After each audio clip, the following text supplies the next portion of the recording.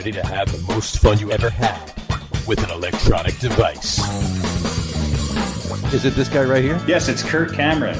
He is the true number 11. Even his face there just says, yep, ain't gonna happen. That's me. He's like, I had a dream last night that I played for the Jets. That's what that face is.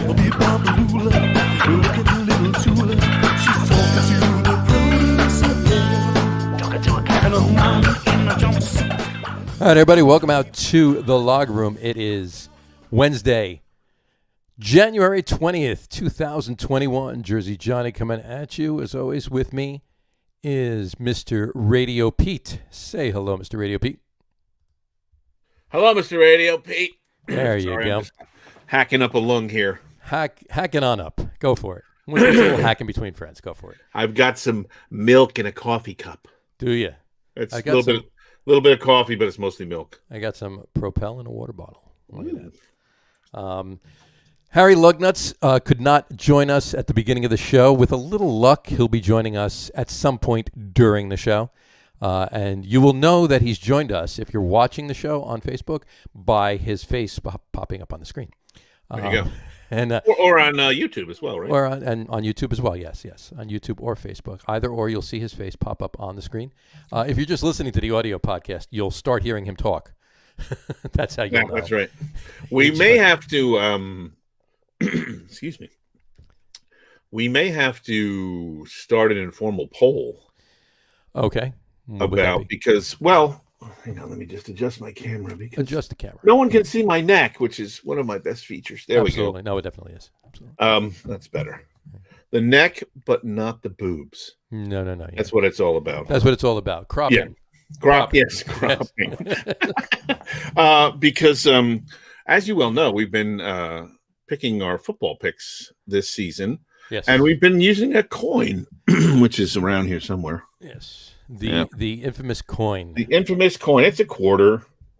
And we've been using it to pick, and we're seeing if anyone would actually do a worse job at picking the games than a coin. And so far, it's not even close. No. The coin had a bad week this week and is now even farther away from 500. So obviously, none of us are going to lose for the coin. But the rule is, if you're not here, you get the coin's picks as your picks. Correct. So, which is this is a terrible week for Harry not to be here. Right. This is definitely a terrible week for Harry not to be here. So there's only 3 games left to pick. There's only 3 games left, and he has a 1-game lead right now over me for second place. Neither one of us are catching you. You're 58 games ahead or something like that. And neither one of us are going to lose to the coin, but there's a battle for, bragging rights of second place on Battle the for bragging rights Locker Room Sports Podcast Football Picks 2020. That's a hefty honor that comes with a ribbon. Absolutely. And I think there's a cup of coffee. Cup of coffee. Yeah, cup of coffee and a ribbon. Yes. So we're having a bit of a dilemma as to whether to actually enforce the coin picks rule, or to say, hey, man, it's the playoffs and we only have 3 games left, and it'd be more exciting if we were actually picking against each other. Right. And I'm torn because I'm behind by a game now. Thanks, Baltimore. And you have the hard surface underneath the turf in Bill Stadium to thank for your loss. Well, I don't think the not to get into the games, but I don't think the Ravens would have won anyway, but it definitely hampered it by knocking Jackson out of the game. But anyway. Yeah. So I'm tempted to the rules are the rules. Rules are the rules. If you're not here, if either one of us were not here, the coin would have to pick our picks. Yeah.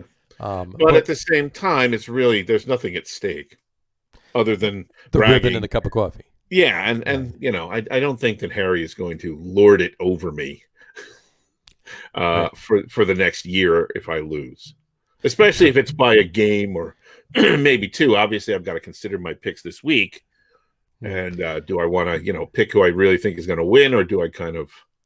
We know who he's picking. He's given us his picks ahead of time. So he has given us his picks ahead of time. So yeah, that's a good idea. So a bit of a dilemma, but I think we should just let it slide and have his picks be his picks, and then I'll decide if I want to go against either one of them. There you go. You can always do that. Which I might legitimately do, actually. Might you? No. Might you? Maybe. Yeah, I'm considering it. Well, Depends on the health of a certain individual. This is true. There is some controversy there, and we'll get to that in a little bit. But yeah, well. So there you go. As we have now done like 18 shows in a row. Well, I don't know if we've done actually 18. This is the 18th show. It is. Okay. So I would say probably 16. Plus a couple other teasers. But so a bunch of content where we have begun almost each and every show talking this one's sort of sports related, but not necessarily getting right to the hot stories of the day. Exactly. We've talked about all sorts of things other than sports. Kind of get our little tangents off track out of the way right away. Yeah, why not? Just finish them up really quick and then move on to the more important stuff. And then we'll talk about things that matter, like sports. Yeah. And why don't we start off? We're gonna kick it off by starting some really hot Giants news. I say that with tongue in cheek. The only kind of news there is. Exactly. Yeah. Well, the only thing really to talk about the Giants this week, because not a whole hell of a lot's been going on there. This past week anyway, since last week, is that they might need a new offensive line coach again.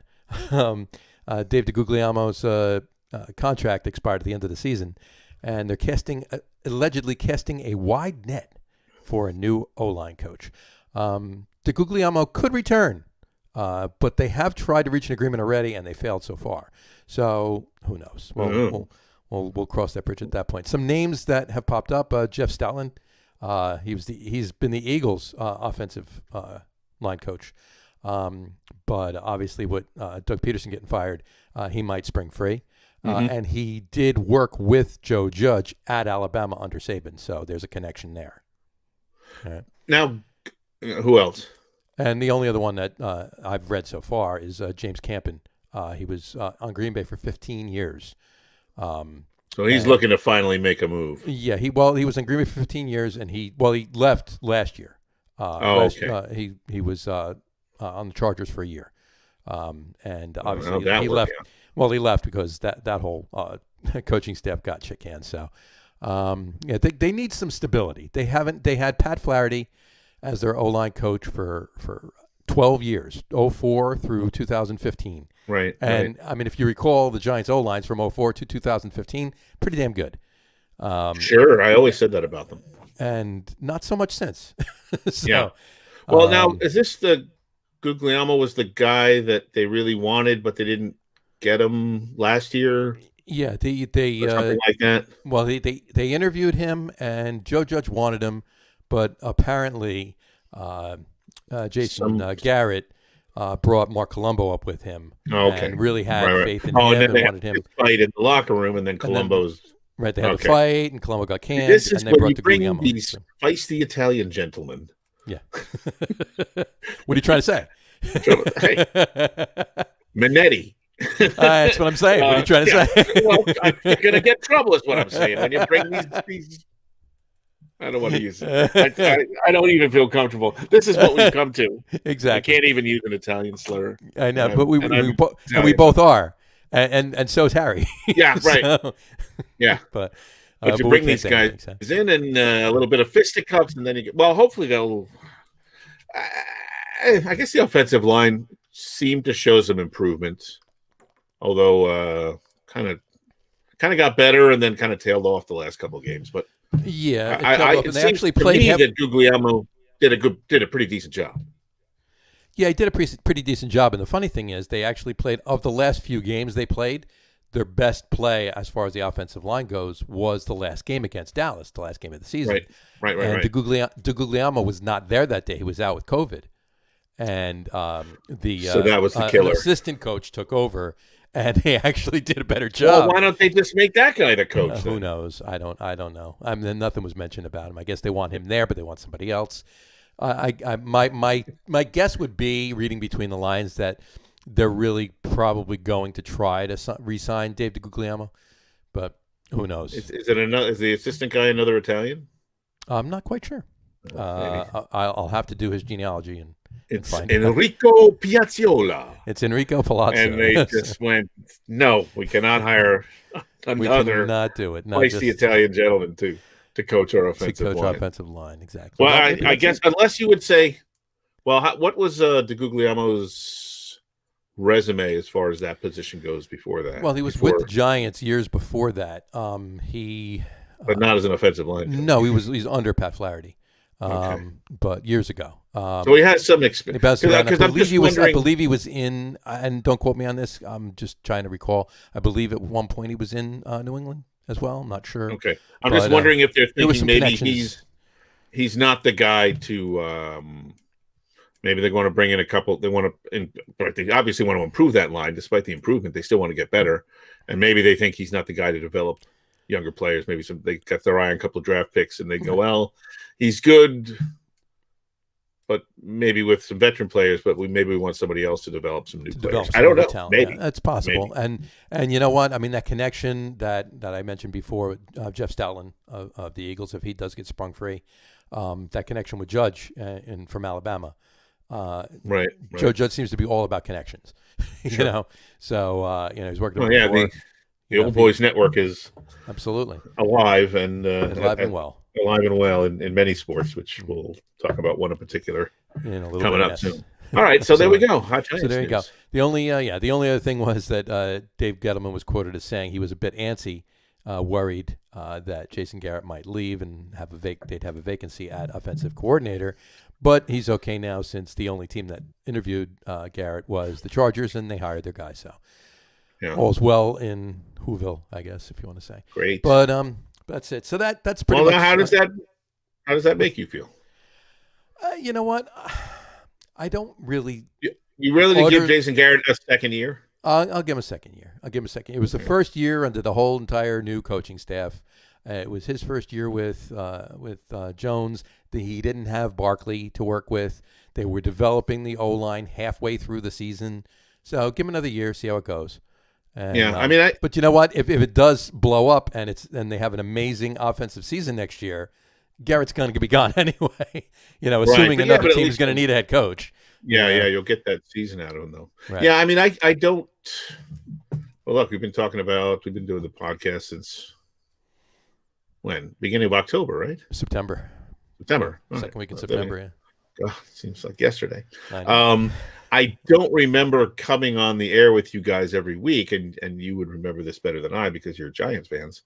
I don't remember coming on the air with you guys every week and you guys going, "What was Garrett thinking?" Over and over and over again. Yeah, no, not so much. I mean, there was some of that, right? But I don't remember you guys yelling and screaming about the play calling all season long, so he couldn't have been doing too bad a job. Yeah, there was a play here and a play there, but that's everywhere, Other than get back to basics. I mean, when the Colt McCoy golden weeks, get back to basics and and run the ball was really the biggest complaint that I heard from you guys, because it worked. Although, as I think it was the Seattle game, right? The Seattle game, yeah. Yeah, but I think we determined that was more of a fluke than a formula. Yeah, I mean, for the Giants. I think it was a little of both. I mean, it was Seattle probably worked the whole time on going up against Daniel Jones and not going up against a back to basics run first game. Not with Colt McCoy in there. Plus, look at how Seattle finished down the stretch and what they did in the one playoff game they were in. So it was probably a combination of a little of everything. So, because the week after that with Arizona and then the Browns, if anybody told me back then, if you had to pick one of those games, it would have either been Arizona or the Browns that the Giants would have, pulled a win out of, not the Seattle game. But right. But who knows? Yeah, I mean, I guess, I guess if I were a Giant fan, I would say give him another year. Why not? The biggest thing is you didn't have Barkley. Yeah, Barkley was the big issue. You can always find excuses, but I mean, when you don't have you don't have your generational running back, your best offensive weapon, and arguably and at least one of the best offensive weapons in the league. Yeah, it's kind of tough to judge. It's a little difficult, yeah. So. All right. Well, that pretty much wraps up Giants talk for today. Let's move on to something else interesting happening in East Rutherford, New Jersey, and that would be the Jets. Why don't you lead it off? Why don't you tell us what the Jets did big in the last week? Oh, let's see. They hired some guy. Yeah, some guy. What was that? That's Robert something or other. Robert Sala. Is it Sala? Sala, yeah. Salah. Not Salah? No, it's Salah. Salah. Salah. Okay. Because Salah, I heard somebody pronouncing it Salah. I've heard it pronounced about 30 different ways, actually, but no, it's Salah. Robert Salah. Okay, so it's Salah. And all I could think of was Rob Sabah, the car guy. Right. Yeah, right. Tries this on the K show all the time. All right. Yeah. So he's Rob Salah, and he's from some other team. I don't even remember the details. Robert Salah is the new head coach of the New York Football Jets. Defensive coordinator? Defensive coordinator of the 49ers, yes. For the 49ers, right. Okay. Now it's all coming back to me. So, yeah, I really didn't want to bring in a defensive guy necessarily as a head coach. However, he's bringing his passing game coordinator, right? Who is, what's his first name? Mike LaFleur. Mike LaFleur, who is related to Matt LaFleur's younger brother. So he's bringing in Mike LaFleur, the passing game coordinator, which is a position I didn't even know existed. And he's going to be the offensive coordinator. So I would think that would bode well for the quarterback and developing a young quarterback like Sam Darnold. Of course, all of this kind of happened before the Deshaun Watson became seemingly a more definitive after the fact that he's leaving Houston. So, but whether or not that happens, the fact that he's bringing LaFleur with him and he's going to be the offensive coordinator, to me is a good sign for keeping Sam Bradford and developing him, which I have been an advocate of. One of the Sam Darnold. What did I say? Bradford. Yeah, same guy. Pretty much. But that would you would think that would be good because he could probably thrive under that system. I mean, it is the Shanahan school of offensive. Right. Offensive system, the Shanahan offensive system. But and Mike LaFleur's older brother is not too big of a slouch, and Kyle Shanahan. It seems to have worked out pretty well in Green Bay, didn't it? Pretty much. Despite reports of friction and drafting a quarterback in the second round and all that stuff. I think all's well, and I think all's first round, whatever it was. What was that guy's name? Julian Love. Love. And if you think about it, Aaron Rodgers and Julian Love are the A-Rod and J-Lo of Green Bay. So they're going to buy the team one day. They're going to buy the team one day. The two of them. So. But no, I mean Kyle Shanahan and the 49ers, and Sean McVay and Matt LaFleur were all together under Kyle Shanahan's dad, Papa Shanahan. Mike Shanahan. In Washington when they were there, and they're all three of them were pretty damn good coaches. So you would imagine that this, part of this coaching tree, and Robert Salah has a lot of accolades to him as well. I mean, I think I got a couple of them right here. Let me so I can pull up here. He in 2019, Salah was named Coordinator of the Year by Sporting News after leading the 49ers defense to rank second in the NFL in total yards allowed per game.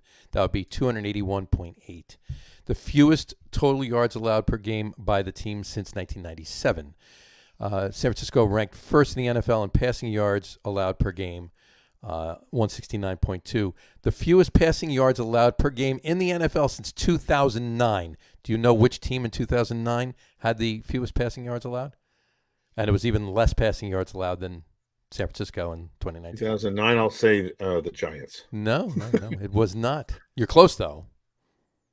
You're close. Same stadium. Really? It would be your Jets, 153.7 yards. How did that happen? Yards. Well, they had a good defense in 2009, did they not? Yeah. Oh, yeah. Okay, you're right. So, but it marked the first time San Francisco led what? Sorry. A near divisional championship defense, one might say. Yeah. Really. Yeah, they went to 2 AFC championship games and didn't win the division either year. So that's pretty decent. So. But it marked the first time since San Francisco led the NFL in passing yards allowed per game since '87. So there's a lot of accolades for Robert Saleh's defensive prowess. And you know what? The guy. Sorry, go ahead. No, I was just going to say, you know what? I'm still a proponent, and I know this is an offensive first league now, and it's become that way. 30, 5 years ago, this was a defense first league. Defense wins championships, and it still does to a point. But now it's like, who can score more? Forget about. Don't even put the defense out there. Just put chairs out there and let them. Well, yeah, you've literally got teams not putting their defense on the field, running the clock down and kicking a field goal, rather than scoring with a minute left because they don't want to put their defense on the field with 55 seconds left and 80 yards to go. So. Yeah, it's definitely offense first. Years ago, we used to say, okay, he's only got 2 minutes. Well, only a few people are able to do a 2-minute drill. Now we're like, you give him 55 seconds, he's got 80 yards, he's going to score. Give him 19. What does that even mean? Give him 19. If he's got to go 50 yards, they're going to get. Well, that's only if you give it to Ryan Fitzpatrick, though. I mean, let's call a spade, really. Yeah. But he's got a great defensive prowess. He's great. He was a great coordinator. Look what he did this year. I mean, everybody and their mother on the defense of San Francisco got hurt, and they still by the end of the season ranked top 5. So how he was able to do that's got to be right. That's got to all go to him. That's right. That's got to all go to him. So well, listen, he's obviously the only guy they called back for a second interview, right? And at that time, that was last week, and right. At that time, or they were just about to, I guess, when we were on last week, and we said, if you like him, sign him. Don't let him out of the building, right? And that was the school of thought, and that's exactly what they did. And look, I guess you could say, as far as him being a defensive guy, well, that's going to be obviously his area of greater expertise. Sure. So he's going to turn the offense over to somebody. He's not going to try and do both. If he's going to have a defensive coordinator as well. Right. But I think he's going to obviously have his fingers in the defense more because that's his milieu, let's say. Absolutely. But that means he's going to leave the offense alone and not going to try and be head coach and offensive guy in any other than the necessary capacity that a head coach would have.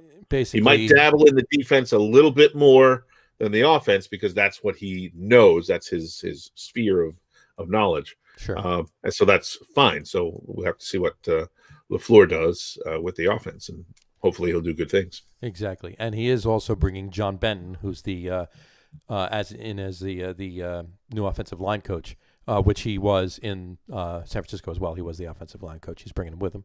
So there's that as well. So that's what. So he's going to have two guys that he's familiar with and knows, even though they didn't really work for him, so to speak. Right. On the team, working the offense. Those, I would think, I don't know, it's quarterbacks coach. I always thought that would be a really important position, but it doesn't seem like it. It's right. It's the coordinator and it's the line guy. The coordinator, the line guy. I know. I mean, every position. I mean, there's quarterbacks coach, there's receivers coach, there's tight ends coach, right. But I mean, as far coach, as like the hierarchy of where I would put offensive line coach above any of the other position coaches. Right. So in those two kind of top, the coordinator and then sort of his top assistant position, he's got two guys that he knows and is familiar with. So I think that's a good thing. Now, how do you feel about Deshaun Watson? What do you think about all of that? Are you a proponent of that, or are you saying let's just stick with Darnold in the system and see? If you can get him, you get him. I'm fine with developing Sam Darnold. I'd rather develop Sam Darnold than use the number 2 pick on him. Right. Use the number 2 pick on a new quarterback. On a new quarterback. Sorry. Yeah. Right. So Sam Darnold, or if you can get into the if you can get Deshaun Watson, you get Deshaun Watson. Yeah. I mean, Deshaun Watson is. It's got to be a no-brainer, right? He's 20. Was he 20? He's 25, right? Or 25 years old. He's one of the best quarterbacks in the league. Yeah. He's been miserable. He's got an opportunity to come to the big market, right? To come to New York. Mm-hmm. And let's face it, if they're any good, they're going to take over this town. Absolutely. I mean, I don't know what we're expecting from the Giants next year. Obviously, improvement. I'm expecting improvement. I'm not expecting a Super Bowl next year, but I'm expecting improvement. Yeah. And if you're a fan like Harry, then you don't think very much of Daniel Jones. I probably think more of Daniel Jones' potential than Harry does. Harry does, absolutely. Yeah. So, I mean, Deshaun Watson coming into this situation, new coach, defensive guy, offensive quarterbacks coach taking over the coordinator position. Mm-hmm. That could be big. That could be. He would be right there on the big stage. He would be right there. What you want about the division, right? I mean, Miami might be the other place he goes. They're talking about, more of a straight up trade for Tua. You've got Buffalo to contend with, right? But what is New England going to do that's going to vault them back into the top, right? They're going to have to find a quarterback. Well, and where's that quarterback going to come from? You see, that's where and I know they really don't have a lot of capital up there, draft wise and trade bait or anything else, but it's just I still, and it's probably the furthest thing from anybody's mind right now, but I still would not be one bit surprised to see Deshaun Watson in a Patriots uniform next year. It could happen. It could happen. But my point is, if he comes to the Jets, he's going to have Buffalo to compete with. Mm-hmm. And maybe Miami to a lesser extent. I think the book is obviously still wide open on Tua. Sure. He's going to be good, but he's going to second year. But, yeah. So, and again, Belichick's going to come up with something, but I don't know if it's going to take him maybe a little time. He's not going to. What was Brady, a 6th round pick? Brady was a 199th pick or whatever the hell it was. Yep, something like that. You don't do that twice in a row. No. No. I mean, sure, it could happen. You don't. But I mean, speaking realistically, that doesn't happen twice in a row. So New England's not going to pull some guy out of the 5th round of the draft, and he's going to become the 2nd greatest quarterback ever after Tom Brady. Sure. So that means Watson's got a chance to be the number 1 guy here in the old AFC East, be in New York. I mean, that's got to be attractive. Yeah, exactly. But yeah, it could. I mean, certainly with the winning history of New England, but also how long is Belichick going to be around? Yeah, I mean, he's not. I don't see him retiring next year, but I also don't see him coaching another 10. So, right. So he's 70. Watson's going to want some. Part of what made New England great is the stability of the great quarterback and the great coach together, and a bunch of bit players, so to speak, filling in the holes. Right. Sure. Other than Randy Moss, who was the great, the superstar that they had on offense. Yeah, I mean they had names there, but the names were the names because they were on the Patriots, right? Right. I mean, what they would have been names elsewhere, but would they have been at the level of Tom Brady or Randy Moss? No, probably not. Yeah, so it's got to be an attractive. I mean, Watson would be foolish not to consider all of his options. Sure, absolutely. He may. Hey, you know what? Maybe because Houston's going to look for a bunch of picks, 1st rounders, 2nd rounders over the next couple of seasons, and they're going to look for a quarterback back too. So obviously the Jets can give them that with ease and still keep a couple 1st rounders themselves. Because I mean, to be honest with you, you look at what Jamal Adams did up in Seattle and what Seattle became this year. You think that Joe Douglas should be GM of the year? I mean, he fleeced.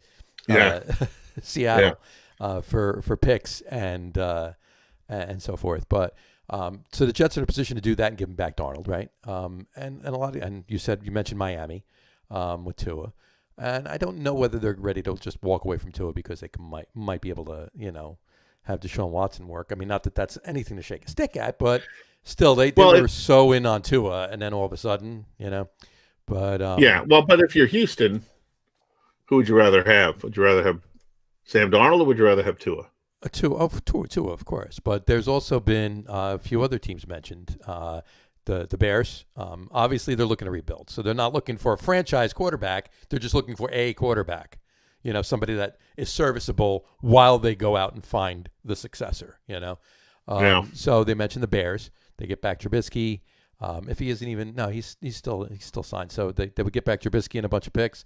They mentioned the Raiders. They get back Carr. So he would go to where his brother played, Indy's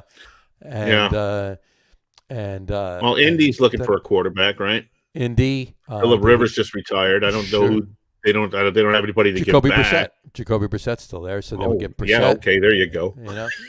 Right. And, he was a starter last year before they brought Rivers in, so they demoted him to bring Rivers in. But and then they've also mentioned 49ers. Get Jimmy Garoppolo back. And a bunch of picks, and the 49ers would have Watson. So there's a lot of choices for. That might be the most attractive. That might be the most attractive of all. Because then you know what? I'll tell you that NFC West is going to be interesting. You have Deshaun Watson, you have Russell Wilson, and Kyler Murray in the same division. do it like this, So that would be an interesting. That division that could factor in. That could be. Not that I'm not going to put shy Goff away in that league, but right. No, but he might not that he would shy away from the challenge, but he might be. Well, I could go to the AFC East and have a better. You know what I mean? And I got Allen. All of a sudden, I got to compete with Allen and maybe Wilson. a developing Tua, and all of a sudden I go out west and get Kyler Murray and Russell Wilson to play 4 times a year. I don't think I really. It's probably not attractive. I don't know how much that will figure into his decision. Somebody else mentioned too, even the Broncos. They can get Drew Lock back. Again, they're looking for a serviceable quarterback while they find the successor. So Drew Lock can do that in Houston, and then all of a sudden the Broncos now have Deshaun Watson. I would love to hear Harry's take on that and if anybody is saying anything out in Denver.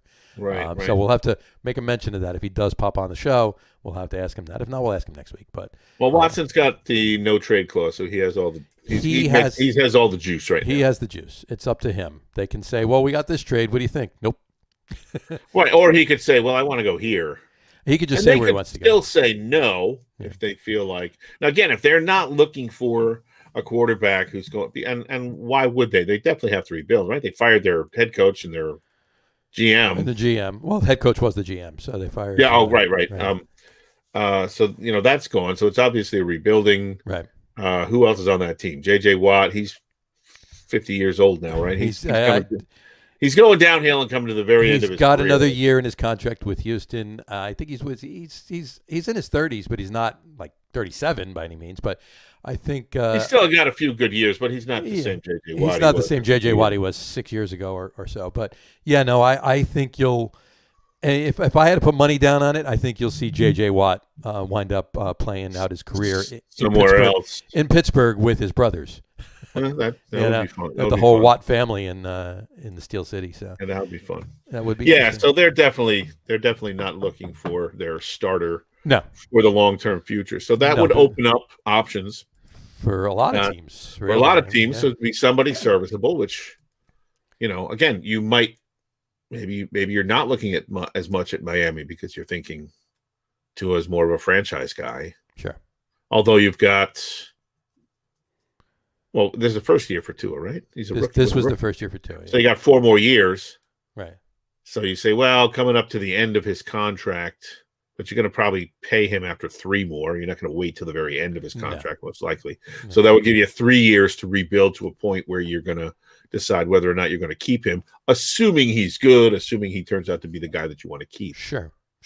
Yeah, so that would be the most attractive because you have a good quarterback and you have control of him for at least 3, if not 4 years with minimum money. So, but I think, with all the talk and all the chatter and everything else that I've heard over the last at least week or whatever, and Deshaun Watson posted the other day too, on Twitter. He said his anger level at the front office of the Texans was at a 2, and in one day it went up to a 10. He put on Twitter. Nice. So so obviously he wants to leave. But like I was saying, the most I've heard, the most chatter I've heard in the last week has been Jets. And you have people like Richard Sherman. Did I say that before? Or did I just say that to you before the show? I forget. I think just before the show. Yeah, Richard Sherman posted the other day, said the other day that Deshaun Watson should, quote unquote, get to the Jets as quick as possible. Right. So, they're being touted. I mean, this looks like, and anything can happen. We'll wait and see how it comes out in the wash. But this looks like it was a good move for the Jets to hire Robert Saleh and everything that's been, talked about over the last week. 6 days since. By the way, just as a complete aside, sure. About 7 minutes left in the 4th, and the Nets are trailing Cleveland by 9. Kyrie Irving has 25 points. Kevin Durant has 26. James Harden has 10. James Harden has 10 points. Jeff Green has 11, and DeAndre Jordan has 13. So James Harden is the low scorer on the team. Though he's got 7 assists, leads the team in assists. Oh, maybe that's what it is. Maybe he's just passing the ball. You know what? They got to figure something out, right? Not that we're getting into basketball talk right now. We'll talk more about that later. No, I just wanted to have an update. The big three are all on the floor together, and I think Kyrie's making a little bit of a statement. But yeah, he's going to have to. We'll talk about that. The game. We'll talk about that. He's going to have to pass the ball more with Kyrie back in the mix too. They're not all going to have 30 points each. I don't know. They might, unless it's just the three of them out there playing. But we'll talk about that in basketball. Poor Joe Harris is like, I'm never going to get shots. he's one of their best 2-point shooters. He's like, I'm never out there. He can just. He's got a cell phone on the court. He's on Facebook. Let me set another pick. Here you go, James. So good. Jets have somebody who looks like a good coach. They might get to Sean Watson. They got familiarity in some of the coaching staff as far as with respect to Saleh, the head guy, and things are looking good for the Jets. So listen, this was is that his tribal name that he was given in the New Mexico area? Saleh, the head guy. Yeah, maybe Saleh, the head guy. Saleh, the head guy. Yeah. So, it seems like maybe the Jets, look, it could turn out to be a disaster. He might be terrible. We don't know. Obviously, only time will tell. But I think they gave him a 5-year deal. 5 years. Yeah, they gave him a 5-year deal. Yeah. And hopefully they're going to give him some time, and they're going to keep Hugh Douglas. I know it's Joe Douglas, but it's Joe Douglas. Anyone named Douglas on the Jets is Hugh Douglas. And they're going to keep Hugh Douglas around as GM for a while. And this is true. Kind of let them do what they do. So maybe they've done this right. Who knows? Maybe I didn't have a lot of. Right. There's a lot of things the Jets have to do right, and I don't have faith in them doing too many of them correctly. True story. This one, I think, is it's not making everyone's head swim like the Adam Gase hire did. Right. Exactly. Right. Everybody was confused. Everybody, the entire except league. For Adam Gase. Adam Gase's wife was like, "What?" And also, hopefully, he won't have crazy eyes. Exactly. Well, I don't crazy think that's the stoner case. eyes. Crazy stoner eyes. I still love that one meme with the taco. And he's like, "The taco." That is a classic. But anyway, all right. Let's move on to some other stuff around the league. A couple of things, not a whole hell of a lot, but Phillip Rivers retired. Yeah, as you mentioned before. He's hanging it up after 17 seasons. Whatchamacallit, on the proverbial gridiron, and also that also closes the book completely on the 2004 big trade between the Giants and the Chargers. Yeah, I mean the Giants drafted Phillip Rivers, and the Chargers drafted Eli Manning, and then the big trade ensued at the request of Mr. Manning, and I mean Archie when I say that. But that was a good move on his part. Please, big move. I mean, let's look at it. Phillip Rivers, 17 years, his career, 244 games. He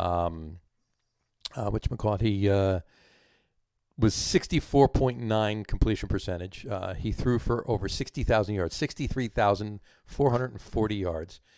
Average yards per attempt was 7.8. 421 touchdowns. He also threw 209 interceptions. And for you fantasy people out there, 3,812.8. Fantasy points in for the course of his career. So, but yeah, there you go. But I mean, his numbers, 2-to-1 touchdowns to interception. So talking about the trade with Manning, with the Giants, yes, his numbers were a little better than Manning's overall, but he also played an extra year, number one, and he also did not go to the Super Bowl or win it twice and get the MVP. So, overall, I would, against the dynasty. Against team. the dynasty twice. Yeah, exactly. Yeah, so twice. I would, in fact, Rivers lost to that dynasty a couple of times in the playoffs. Yeah. But as did a lot of other teams. Look, would the Giants have been considerably worse with Phillip Rivers at quarterback? Probably not. Probably not. Here's one thing I always said about Eli, and I always said this in relation to Peyton, and that was In the regular season, during the regular season, I will take Peyton over Eli. In the regular season, I would take Phillip Rivers over Eli. In the playoffs, I want Eli over all of them. Eli was a beast in the playoffs. Hands down. Eli was better than his brother. Eli was better than Peyton in the playoffs. Period. He was. Yeah. And it's not like those Colts teams were just not good teams that had a great quarterback. There were great players on those teams. Great players, absolutely. And in some cases, you could say Peyton's teams that went. How many Super Bowls did he go to? 4 Super Bowls. 4 Super Bowls. 2 with both teams. 2 with the Colts and 2 with the Broncos. He lost one. He won one and lost one with each team. So obviously, they beat the Bears the year before. Eli and the Giants beat the Pats the first time. Right. He lost to the Saints after beating your Jets in the championship game. Yeah, I remember that. Yep. And then I think I was that. Was that? Remember at EVD after they went under? Right. We used to go in. I don't know if you did this. The board ops. I used to go in and work like a 16-hour shift, just sitting there doing nothing. Sure. And I think I remember listening. I think I was at the station listening to that game. That was. Was that the right time frame? It wasn't the right time frame. I know what game you. No, it was just a random. It was just a random Colts Jets game. Then, it was a Colts Jets game, I believe. And the Jets were getting spanked then. Yeah, because I believe I actually relieved you that night. Okay, that might have been. So yeah, I believe I know what you're talking about. But no, this was in 2010. The 2009 okay. season. Okay, you're right. 2010, right. Yeah, but and then when he went out to the when Peyton went out to the Broncos, the first Super Bowl in MetLife, actually, they got spanked by the Seahawks. Right. And but they didn't really win the second one because of him. No. They won the second one because of the Broncos. They won it, right, because of the defense. Right. So I forget what my original point was. Whatchamacallit? I was saying that the but Peyton had good teams. Peyton had good teams. The Colts teams were good teams. Right. And I know. I was going to say you could certainly look at some of the what do they call them, the wide receivers, the talent positions. What's the phrase I'm looking? Yeah, the skill positions. Yeah. And you could say, boy, look at some of the guys that Peyton had versus some of the guys that Eli had. Sure. And there's no comparison. Marvin Harrison and Reggie Wayne, and who was the running back they had? Oh, yeah, you know what I'm talking about. Yeah. And who did the Giants have? Plaxico Burress. Victor Cruz. Victor Cruz. Nobody. None of these guys are in the same league as Marvin Harrison or Reggie Wayne. Sure. So you could say that Eli did more with less. Yeah, but Marvin Harrison didn't have as cool a dance as Victor Cruz, though. I mean, come on, So I just waited. That's a guy just wants someone to run him over when he was doing that. Just take a shot at him. It was good. Well, you just didn't like it because of that 99-yard run back, 99-yard reception rather, over the Jets that Super Bowl season. But right. Plus, it was the Giants. So it was the Giants. So anyway. I hated. I'm a better man now. I don't hate everything about them. There you go. That's always good. But back to Phillip Rivers is where we were. Right. Somehow we got. Yeah. You know what though? I respect the man. Great career. Congratulations on your returement. You're going to end up in Canton. So kudos. There shouldn't be any argument that there should be no argument there. Kudos on your retirement. Enjoy your retirement. I'm sure we're going to see you on one of the networks commentating. I no doubt. Or doing something, but he's got to make money. He's got 14 kids or something like that. He's got 14. Right? I think 15 is on the way. I think. Right now. Yeah. So there we go. But he's not going to stop working. No, he's not. So, congratulations. What is career salary for Phillip Rivers? I wonder. And I don't know how much of it is left. It's called wife. Because I'm sure it's not 14 and a half kids and a wife and a couple of dogs or whatever living in like some shed somewhere. No, I would imagine his home is somewhat palatial. Probably. He probably has a nice, comfortable home. I think he's got a nice spread and a nice piece of land and stuff. He seems like the type who might ride a tractor in the off season. Why not? Maybe Why not? who knows? I don't know. He could have. He could be growing some corn or something. Sure, But absolutely. I would think that he has probably some bills to pay, and There you go. a nice network job would be just fine for him. Will be just fine for him, Sam. And on from that, as far as the NFL goes, Colin Cowherd. We're referring to. I don't know if you heard this on his show, The Herd. I have not. Yesterday, as a matter of fact, he was specifically speaking about Patrick Mahomes, and he said that he thinks that the NFL should actually delay if Mahomes is not able to go on Sunday, the NFL should delay the AFC Championship game until Mahomes is ready, until Mahomes can play. In fact, let me get the exact quote here. NFL should delay AFC Championship game until Chiefs Patrick Mahomes can play, is what he said. Because he says we want Mahomes against Josh Allen, right? He says that's reasonable. He says, and he was sitting there that morning thinking, if the NFL, Patrick Mahomes is going through the protocol, he finds if Patrick Mahomes find the day that Patrick Mahomes can play, and that's when the game is going to be, But what's odd though is that if you think about it, the Chiefs haven't even said that Mahomes has a concussion. They keep saying, and most of the time, if somebody is in the concussion protocol, he suffered a concussion on such and such a day, and he's in the protocol. They have not once said he suffered a concussion. He's just in the protocol. So, whether that means that they're just trying to play their hand, and he's fine, and he's playing, and whatever. Well, it might be a little bit of gamesmanship. A little bit of gamesmanship. Exactly. Well, here's the thing about what Cowherd said. Obviously, that's ridiculously stupid. Of course, it's not going to happen, right?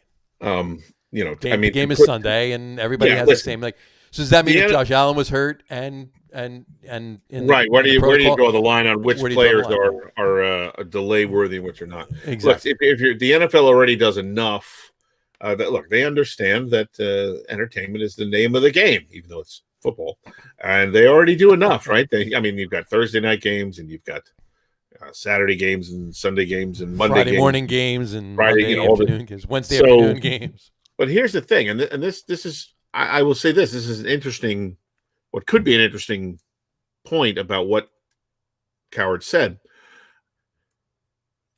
There are people who are saying now, and I'm kind of one of them, that there's no way Mahomes doesn't play, whether he's really ready or not. Not right. Exactly. Now, what you just said is interesting. They have not said he suffered a concussion. Right. Hard to believe he didn't, the way he looked. Yeah. I believe they were saying stuff about the fact. I think it was. Look at the play. You think it was who? I'm sorry. Somebody was saying it looked like he went unconscious. It looked like, might have been maybe Joe Rogan. It looked like when somebody gets choked out in the ring, like in UFC, and they lose consciousness momentarily, and they get up and now it doesn't. And again, looking right initially, people went, "Oh, that was a dirty hit." He slammed his head into the turf, and he looks like he did hit the back of his head, but didn't seem to be as hard as a lot of people. Obviously, that was a knee-jerk reaction, calling it a dirty play and all that. So maybe he really didn't slam his head, and maybe he doesn't have a concussion, and maybe his neck went a funny way or whatever, and he did lose consciousness momentarily, and then got him. Yeah, he ran back down the tunnel. We watched it on TV, him running down the tunnel. He ran down the tunnel, ran inside, ran into the locker room. So, and if you've ever seen guys, kind of get knocked out in MMA or whatever, some of them get right back up and they seem okay. Other guys, they're usually a little bit wobbly and they're not ready to go jogging down a concrete tunnel in cleats. Right. By the way, maybe he didn't really have the concussion, but I'm getting off my original point, and that is maybe he was never ever going to be out no matter what, whether he has a concussion or not. Sure. And so Cowherd's point could be taken if you want to say, well, he's going to play, and if he's not ready, maybe they should postpone the game. But that sort of implies that the Chiefs are going to fudge the protocol, or you know what I mean? They're going to make it so that he seems okay. And I don't know. I think he has to be assessed by somebody from the NFL who's impartial. He has to. Right. And I believe it's part of the. It's not just the Chiefs in a closed room with no cameras that go, "Hey, how many fingers am I holding up?" And he goes 4, and it's 2 or 3, and they go, "He's fine." I think there's an independent process to confirm that. But there's probably ways to kind of get around that or whatever. And that was I think that was kind of the implication. He's going to play whether he's all right or not. And if you think that, then you might agree with Coward and say, well, they should maybe postpone the game because it would be bad for his health to go out there and play when he's really not ready. I agree with you. But I agree with you. I don't know if he really had a concussion or not. But to simply postpone the game, that's just silly. That's just silly. It definitely looked to me more like he got, like you said, choked out. One of those things because of that. I mean, I've experienced that before, and like you said too, to what you said before, when a quarterback gets suffers a concussion, if he is even able to leave the field by himself when he goes back in the locker room, he's usually just walking slowly. Yeah, he's not running like Mahomes was running. Yeah. But there are other guys like Palomalu. They said, what was the phrase he used? You get your bell rung. Yeah. Right. All those years before there was a protocol, before they really, you know what I mean? When if you weren't laid out, you went back in the game. He goes, I think he said he got his bell rung probably, 50 times. Sure. Not that he had 50 concussions, but he goes, there were probably, varying degrees of damage or whatever. And they're, he said, had the protocols been in place earlier, there would have been plenty of times when he would have gone in the tent, but they just didn't exist. No, they didn't. So there are some guys that can kind of shake it off and go out and play, and other guys that you're right, they're kind of, you're happy to see them walk off the field, but there's a gingerness to it that makes you wonder what happened. So, but it is interesting that, and again, it's the gamesmanship. The Chiefs have, as you said, have not come out and said he had a concussion. Right. And maybe he didn't. But I would think the NFL, would, or maybe it's not their job to say what actually happened to him or how bad it was. Maybe it's just their job to clear him. Right. To say whatever happened, whether it was a concussion or sort of a concussion, or he just got his bell rung or whatever. It's the Chiefs' job. It's the Chiefs' job to report it. It's the NFL's job. It's the NFL's job to say, okay, he's good to play. So. Right. That's it. So. But yeah, well, I agree that there shouldn't be any special favors for. No, that's just. I mean, granted, in the grand scheme of things, you want to see Mahomes playing in the championship game again. Yeah, but you can't put the entertainment factor above. Sure, no, of course you can't just because safety and no, you can't. Yeah, you can't. And then where does it end? Again, who is delay worthy and who isn't? Absolutely, you're right. The only other NFL news we had before we get to the games was something we've been talking about for a while and going back and forth with on MVPs or whatever. The Associated Press has not picked yet, and we won't know that until NFL Honors Night, night before the Super Bowl. But the Professional Football Writers of America, the Pro Football Writers of America, PFWA, if you will, they've named Aaron Rodgers their MVP. So if that's any indication of what the Associated Press will do, I don't know. At this point, I don't see how you don't, but who knows? We'll see. Yeah, there's other guys you could make a case for, but not. I don't think nearly as strong a cases. No. What's Aaron Rodgers? He's like plus 45 in touchdowns to interceptions, I think, right? Yeah. Yeah, 50 it's huge, to 5 or 52 to 5 or something outrageous. It's a huge, ridiculous number. Yeah, he's peaking. Let's put it that way. He's peaking. Yeah, he's what did they say on PTI last night? I think it was. He's at the height of his powers right now. Height of his powers. There you go. Yeah, exactly. Both Kornheiser and Wilbon use the same phrase. So he's at the height of his powers right now. That's great. You got to love it.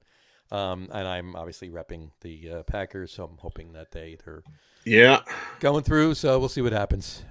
So let's talk about some games. Let's talk about the games this past week. We'll start with the Packers since we're talking about at them at the moment. Packers over the Rams, 32-18. Aaron Rodgers threw for almost 300 yards and 2 touchdowns. Goff threw for 174 yards and 1 touchdown. So, Packers had almost 200 yards rushing and 2 TD. Yeah, what was their total yardage? The 484, I think. yeah, it was damn close to 500. Close to 500 yeah. against the NFL's number one defense, who Right. spent a little too much time out on the field, quite honestly. And He absolutely did. Aaron Donald was not in every play. He obviously was not 100%. No, he was not. How much of it? I don't know if that was. I don't think even him being out there 100% every play would have been the difference in the game. Might have made it a little bit closer. It might have made it a little closer. But it wasn't better. Goff looked a little bit better throwing the ball, but the Packers are just clicking right now. They are firing on all cylinders, basically in every aspect of their game, and obviously their offense is the strong point of their game compared to the defense. Yeah, but even their defense stepped up too. I mean, like I said, Goff only had 174 yards passing, and Cam Akers, the only Ram that rushed at all on Saturday, 90 yards. Right. That's it. So the Rams only had 90 yards rushing and 174 yards in the air. Yeah, that's it. So 264 was their total yardage. So over, almost, maybe about 30 yards away from doubling the yardage was the Packers. Right, right. Yeah, and look, once you get down, you rely a little bit more on the passing game, and that allows your defense to play, a certain way. And I honestly don't know what's considered more of a strength of the Packers D, their D against the rush or their D against or their secondary. I don't know. Yeah. But they were the better game. They were the better team. They were the better team. The Rams were a nice story, but just not enough defense against the Packers offense. Right, exactly. But so we'll see. And that was really what was going to have to win them the game, certainly. Yeah. Goff had another week to get healthy, but he's still not 100%. And it was the defense that was going to have to win, and they just, too tough, too tall an order for them. It was way too tall an order, yeah, absolutely. So, and then the second game on Saturday, the Bills over the Ravens, 17-3. The Bills held the Ravens. I mean, there were a lot of people. In fact, to be quite honest with you, almost every show that I watched, we talked about it. Even some of the picks prior to the game on the networks, more people were picking the Ravens than were picking the Bills. Listen, I had less the Ravens. faith in the Bills. You had the Ravens, yeah. Much less faith in the Bills than in the Ravens. And the Bills held them to 3 points. And the fact that Lamar Jackson went out towards the end of the third quarter with a concussion, you know what? I mean, who replaced him? What was the kid's name? Hold on, I got it right here. Tyler Huntley. Yeah. He didn't do too shabby of a job. Granted, he didn't do Lamar Jackson of a job, but it's not like he came in and threw 3 picks and just was there to go through the motions. He didn't Nate Sudfeld it. He didn't Nate Sudfeld it. No, exactly. I was trying to stay away from that. Thanks, but whatchamacallit. But yeah, he was somewhere in between Chad Henne and Nate Sudfeld. Yeah, exactly. Somewhere in between the two. But the thing that actually, piqued my interest the most is that as much as Lamar Jackson was running, and no one was stopping him, especially the week before in Tennessee, the Bills held him to 34 yards on 9 carries. That was it. He did not, and granted, some of that was, and you can't even say some of that was catch up, because at the half it was 3-3. Right. It was a boring game, quite honestly. It was until a pretty boring game. Yeah. I'll say this: I think Baltimore's defense did a pretty good job against Buffalo. Right? They held them to 10 offensive points. Yeah. The other touchdown was the pick six. Right. 101 yards, which 101 yard pick six. That's when is the last time that happened? Was Pittsburgh, right? Harrison. Yeah. Yep. And was that in the Super Bowl? Or was that just a playoff game? I think it doesn't matter. It's a playoff game. Either way. So that's kind of a fluky play that doesn't happen very often. Yeah. I think Baltimore's defense did the job that they needed to do against Buffalo. Mm-hmm. Buffalo's defense did the job that they needed to do against Baltimore. Look, the Ravens going up against Tennessee, and they shut down Derrick Henry, and Tennessee didn't have enough other offense to get it done. Right. Same kind of thing here. If you can keep Cam from dancing into the end zone on you, you've got a shot. And I'll say two things or maybe one thing. And obviously, it's exciting to watch the Ravens, Mm-hmm. but Lamar Jackson, if he doesn't develop, I think number one, they got to give him some weapons to throw to, Yeah. and he's got to become a better passer. Yeah, he does. I mean, I think I know when they beat Tennessee, a lot of people said, "Oh, this is Lamar Jackson's coming out game. He's got the playoff monkey off his back and all this." I really didn't feel that way. I thought he had a really good game, and they shut down Derrick Henry. And Well, that's it. Ryan Tannehill wasn't up to the task, and the Baltimore defense was good enough to shut Tennessee down.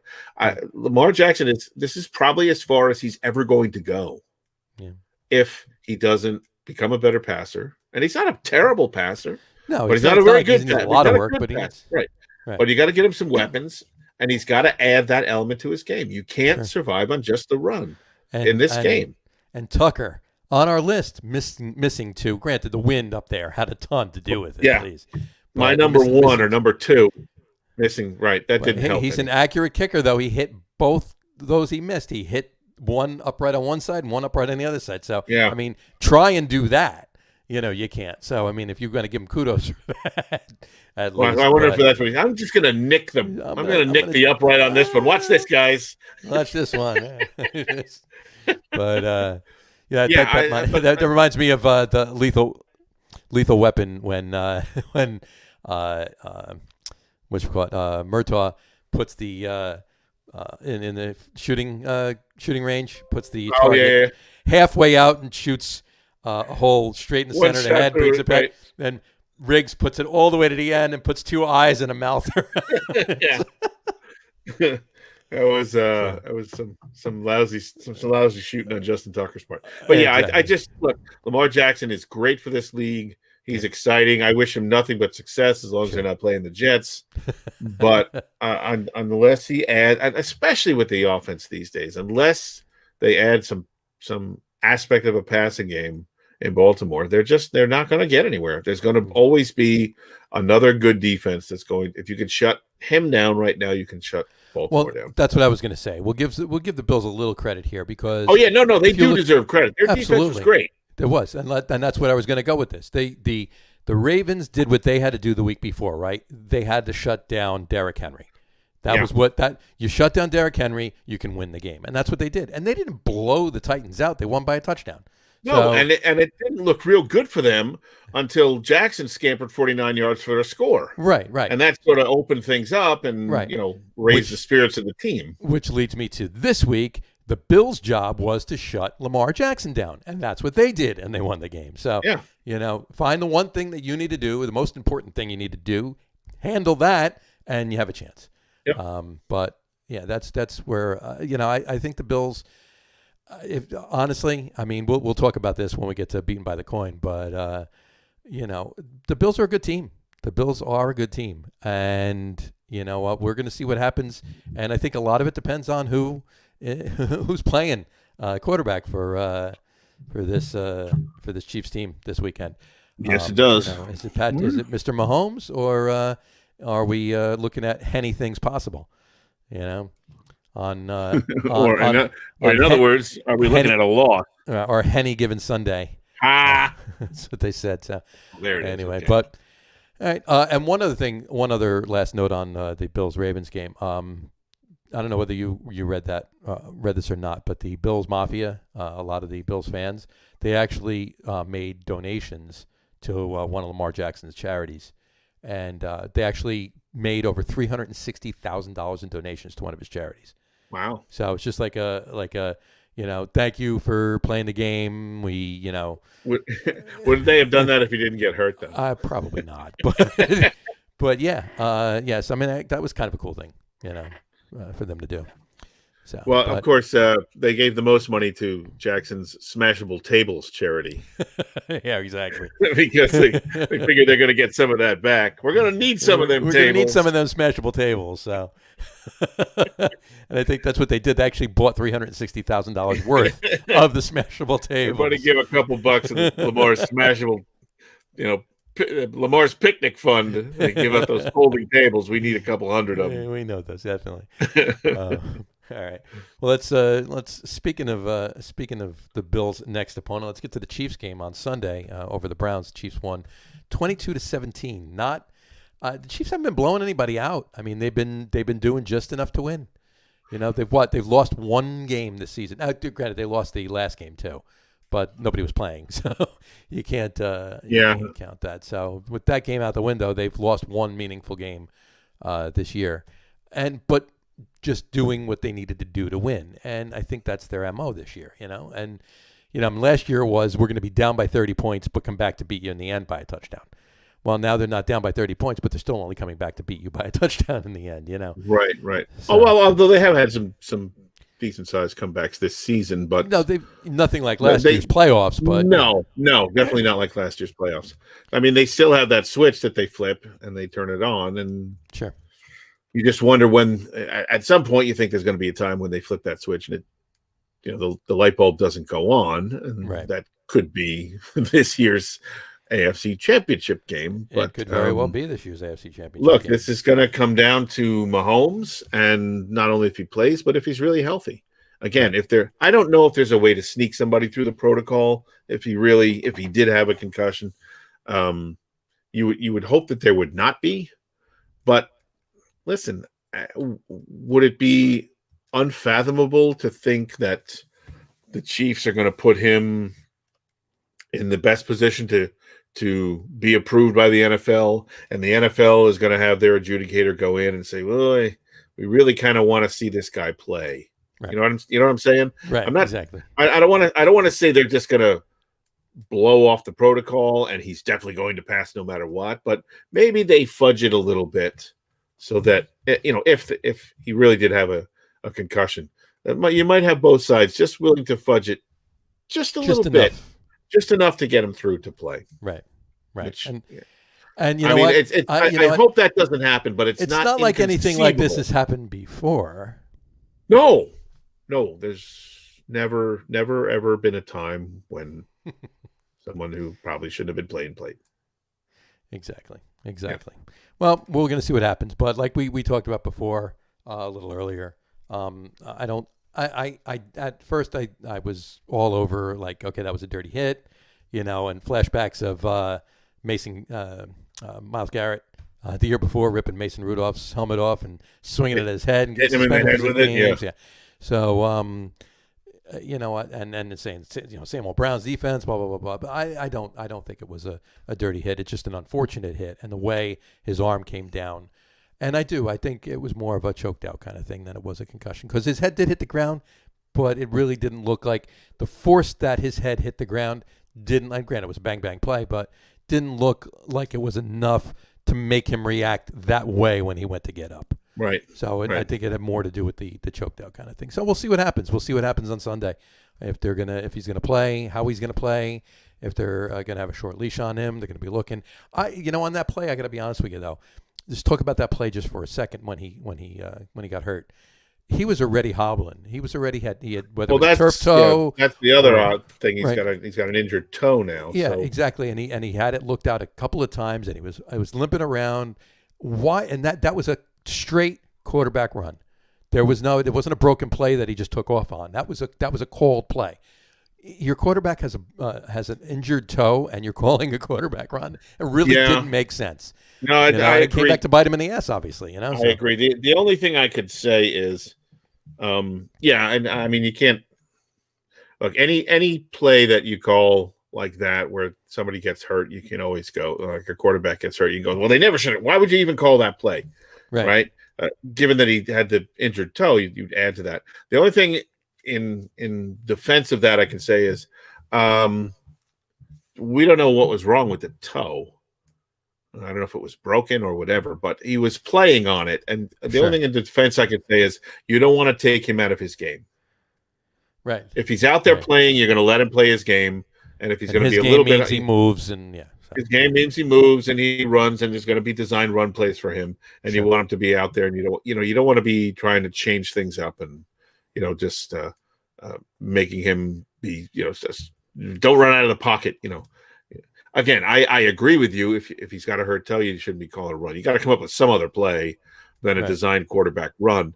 But I can see the school of thought that says just let him play his game. His ankle's not broken. His foot is not broken. I guess he hurt his toe. It was his toe. Yeah, exactly. Again, but I don't think they X-rayed him or anything, right? No, he never left the field unless they did at halftime. I don't know, but so we didn't really know what was wrong with it. But you would think, if it was really bad, he probably wouldn't have been out there. He wouldn't have been out knows? there. Yeah. Might have taken a needle and gone out. Could be one of those. I mean, look, what do you do with a broken toe? You tape it up, right? If you're a pro athlete, you tape it up and you stick a needle in it so it doesn't hurt. Exactly. You try not to make the whole foot go numb, obviously, because you don't want to. You don't want him to be out there like with his foot asleep trying to play football. But cortisone tape. Yeah, I mean, unless your toe is bent back the other way and there's broken skin, you just tape it to the other toe, right? That's all, and then you let it heal. I broke my pinky toes before. Yeah, and broken toes. I didn't even go to the doctor. You just push it back, painful, and tape it to the other toe. Yeah, there's nothing they're going to do for the pinky toe. Now, granted, this might have been his big toe, so there could have been something they could have done with that, but depends on what it is. But yeah, no, you're right. And you know what? You can look at it either way. Don't have him run. He's got a hurt toe, or just let him play his game. It's not that bad. Whatever's wrong with him, it's not career threatening or anything like that. So let him play his game. I agree. The other thing we should say is that we should give Andy Reid and for that matter Eric Bieniemy the Brass Marbles Award for letting Chad Henne throw that pass on fourth and a foot at the end of the game there. That was hey, you know what? I mean, it was a cool design, right? Because it made them think, okay, they're just trying to draw us off sides, and they got all the way down to 3 seconds on the game clock. Boom.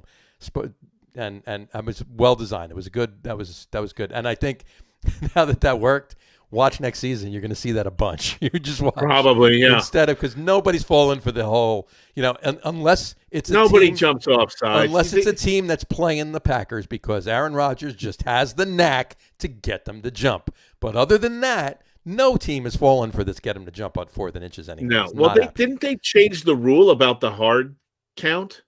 So that it's now harder to draw teams off. Right. Like you can't be deceptive. I'm pretty sure they actually had a rule change about that, so that you can't be as blatant about it. But you're right; nobody's really falling for it. And look, here's the thing you could say about taking Mahomes out, or well, I don't want to go in reverse order here, but the fact that they were willing to try that, if Chad Henne hadn't played Week 17, right. Might have been a different story. It would have been definitely a different story. He had a whole game under his belt that just right. You have a guy who hadn't played, taken a snap since when? Right. Did he have any snaps this season? No. Unless he came in at the end of one game. I didn't watch every Chiefs game, so he might have come in at the end of 1 or 2 games. But so certainly it was. If anything, it was a few snaps weeks and weeks and weeks ago. I don't think he's been in a game maybe since last year. Yeah. But the fact that he played a whole game. At least he's in there. He's a little bit more familiar. It was only a couple of weeks ago, so you still kind of have those. It was a gutsy call, no question about that. Yeah, you're right. I don't know. Could you really? You don't have faith in running for a foot? I mean, well, you know what? I guess not. If they were going to go with actually legitimately going for it on 4th down and not just trying to draw him off sides, and Mahomes was in there, it probably would have been a sneak. It probably would have been in Mahomes jumping up over the middle, putting the ball out, boom, getting the first down done. But I don't think they were going to do that with Chad Henne. So, but it was a pretty cool play. I mean, Tyreek Hill sold it.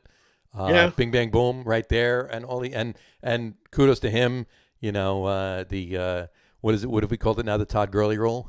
Just go down. Don't go out of bounds. Don't score. Don't. He didn't Gurley. Take a sit. Don't bonk and don't Gurley. Exactly. So it's I guess the fooling factor of not only actually going for it, but having a pass play, right?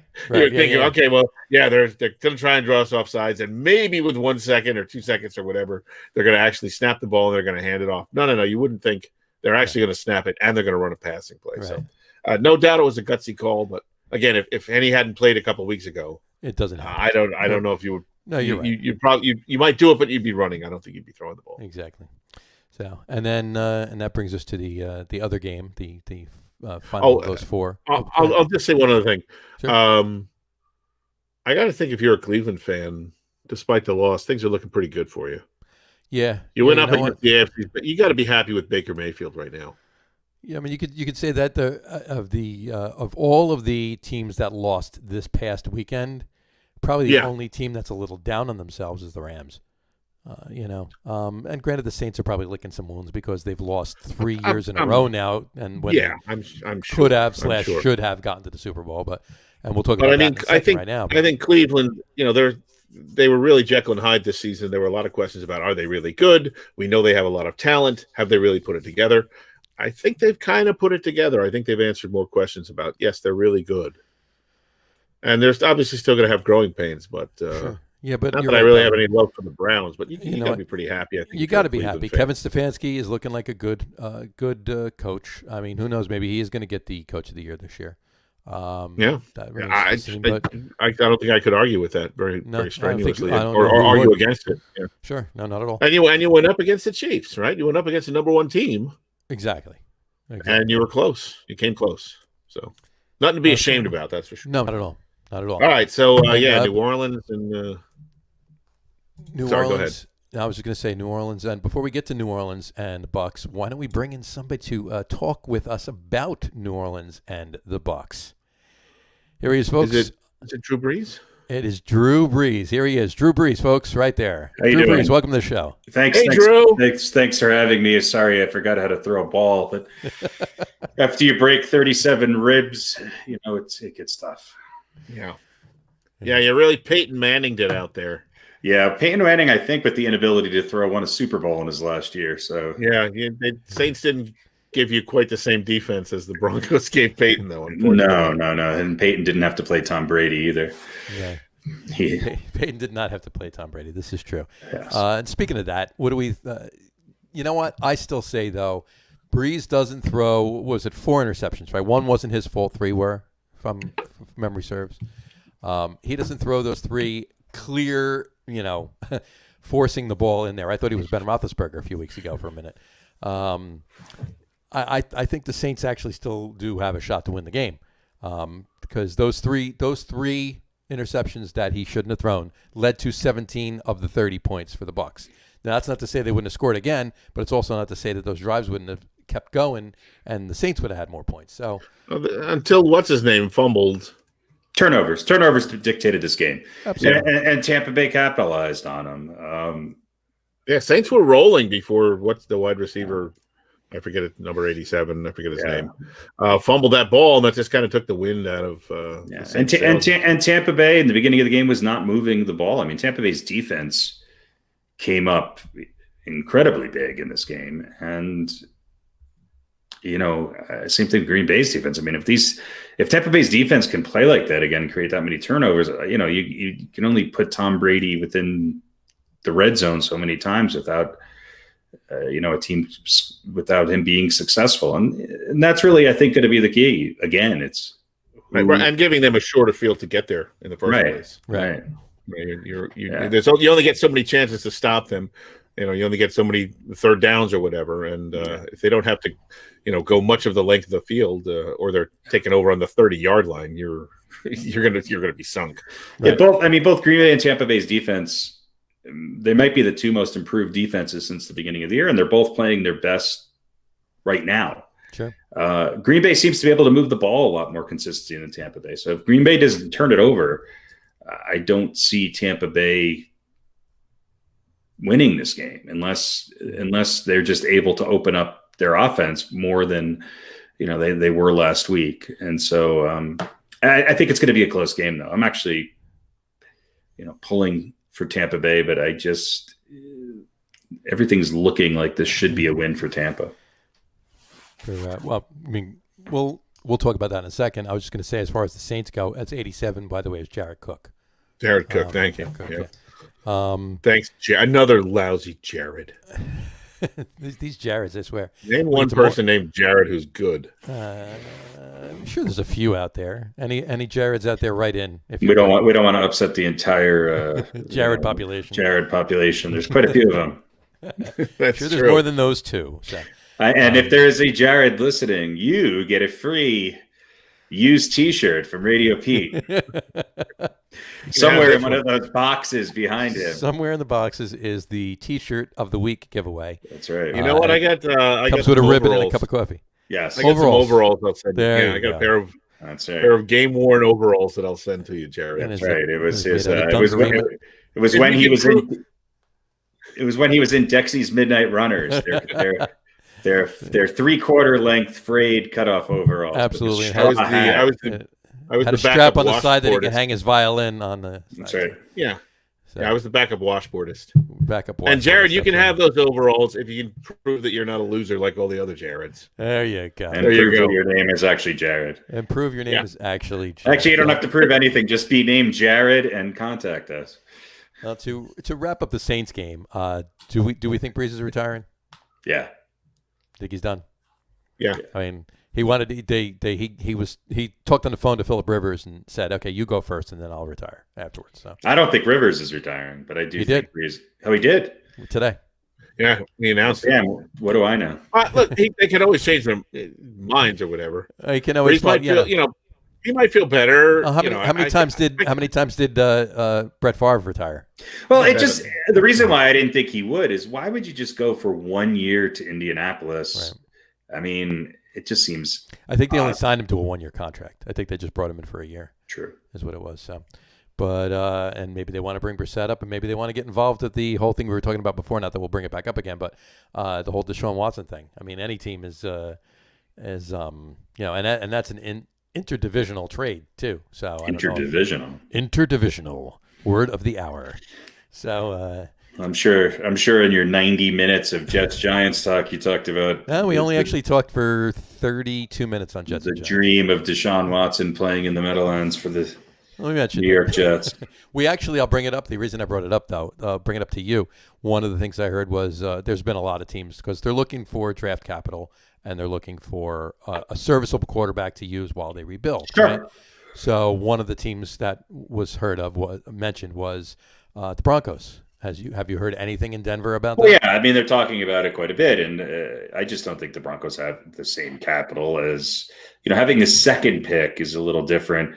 I mean, there's even been some rumors of trading the first pick and saying let's go with Deshaun Watson but there's a lot of talk. I think he'd be a good fit here in Denver. I think Denver's one of those teams that has some other issues going on right now that they have a new GM and who was just named this week. And I think that he will come to the conclusion, hopefully on his own and not with too much input from Mr. John Elway, that the Broncos need a new quarterback. And if you can get Deshaun Watson, then I think it's a no-brainer. I think you trade the Broncos pick and whatever else they may want. Well, they'll have to trade Drew Lock. So they want the quarterback, the starting quarterback back because they need somebody to fill the void. Right. And then I think Drew Lock can fill a void, but I don't think he can fill a void as well as, as Darnold would. And I don't think that whatever the pick the Broncos have, what do they have, the 7th pick, certainly is as valuable as the second. So sure. And as you mentioned too, the first pick. Now that brings up an interesting point. What if the Jags get involved here and trade the first pick and Gardner Minshew to Houston, and then T-Law is available at 2? Do the Jets pick him? Well, would he be available? I still think Houston would take him with the first pick. Well, yeah, I guess you would do that. Yeah, that's true too. I mean, if they don't, they're ridiculously dumb. Well, that's true too. Yeah. I mean, it's like you're not going to say, well, we got Gardner Minshew, so why do we need Trevor Lawrence? Well, maybe maybe Bill O'Brien raises a stink out there, even though he's not there anymore, and picks a quite a year for Houston fans. Yeah, you would think they kind of got rid of the stupid when they got rid of O'Brien. Yeah. At least this trend wasn't going on when Hakeem Olajuwon was playing there. Exactly. Or Warren Moon. Well, that's crazy. All right, well. That should wrap up that. And before we get into talking about the games, why don't we talk about the games in Beaton by the coin, and since we since we took as long as we did with that conversation, now, Mr. Lug Nutz, you can make your own picks.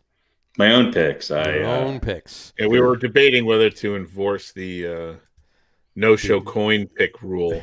No, I gave you my picks. I texted you my picks. No, I know that doesn't matter if you don't show. He was bringing up the Pete brought up the fact that the original thing was if somebody isn't on the show, the coin is their picks, and the reason he brought it up is because you're only one game ahead of them. So right, and also the first week when the coin picked for me, I think the coin went 1-3. So yeah, exactly. Well, look, in my defense, I said no. We know what Harry's picks are. We should just let him pick the games, even if he doesn't show. And Jersey Johnny said, I don't know, the rule is the rule. I did not say that. I have a feeling that might be backwards. No. He actually did. Pete actually said it. Pete said we should just leave it the picks. And he says if he wants to, he's going to go against them and try to shake something up or whatever. But let's give our well, I might make a legitimate pick that is not the same as yours in one of these two games, but we'll see what I'm still mulling over that. I want my picks are obviously Kansas City and Green Bay, but I want Buffalo and Tampa Bay. There you go. Well, before you actually tell us our picks, let's start the segment. Beaten by the coin. Beaten by the coin. I'm sure I'll lose to the coin. No one wants to be beaten by the coin. Take it away. I mean, the real question here is, do we know if Patrick Mahomes is going to play? No, we have to change this podcast to not be on a Wednesday. It has to be a Thursday because... or it might have to be a Sunday at 10 a.m. Sunday at 10 a.m. Sunday. I'll tell you a quick story.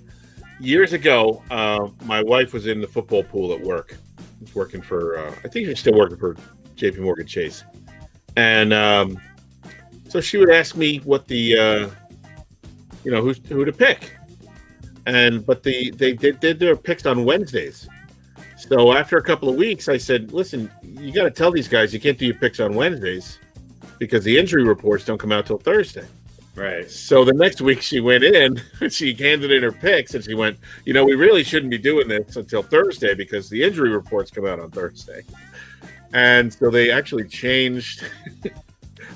And made Thursday or Friday, I think, the day to put the picks in. There was no Thursday night football then. They made Friday the day to put the picks in, and everybody thought she knew a lot about football. There you go. Well, she did, right? Well, she knew because of you. She knew a lot. She knew a little bit. We used to watch the games and stuff, but she went in and just said, like someone who really knows what they're talking about. This really isn't right, guys. We don't even have the injury reports. We can't be making picks. So I don't know if they thought she was like some sort of maniacal gambler or. I don't know. She knows football. And I think I did fairly well that season. So I guess they thought she knew football. She's pretty good with her picks and got them to actually change the day that they went in. There you go. How did we? Hilarious.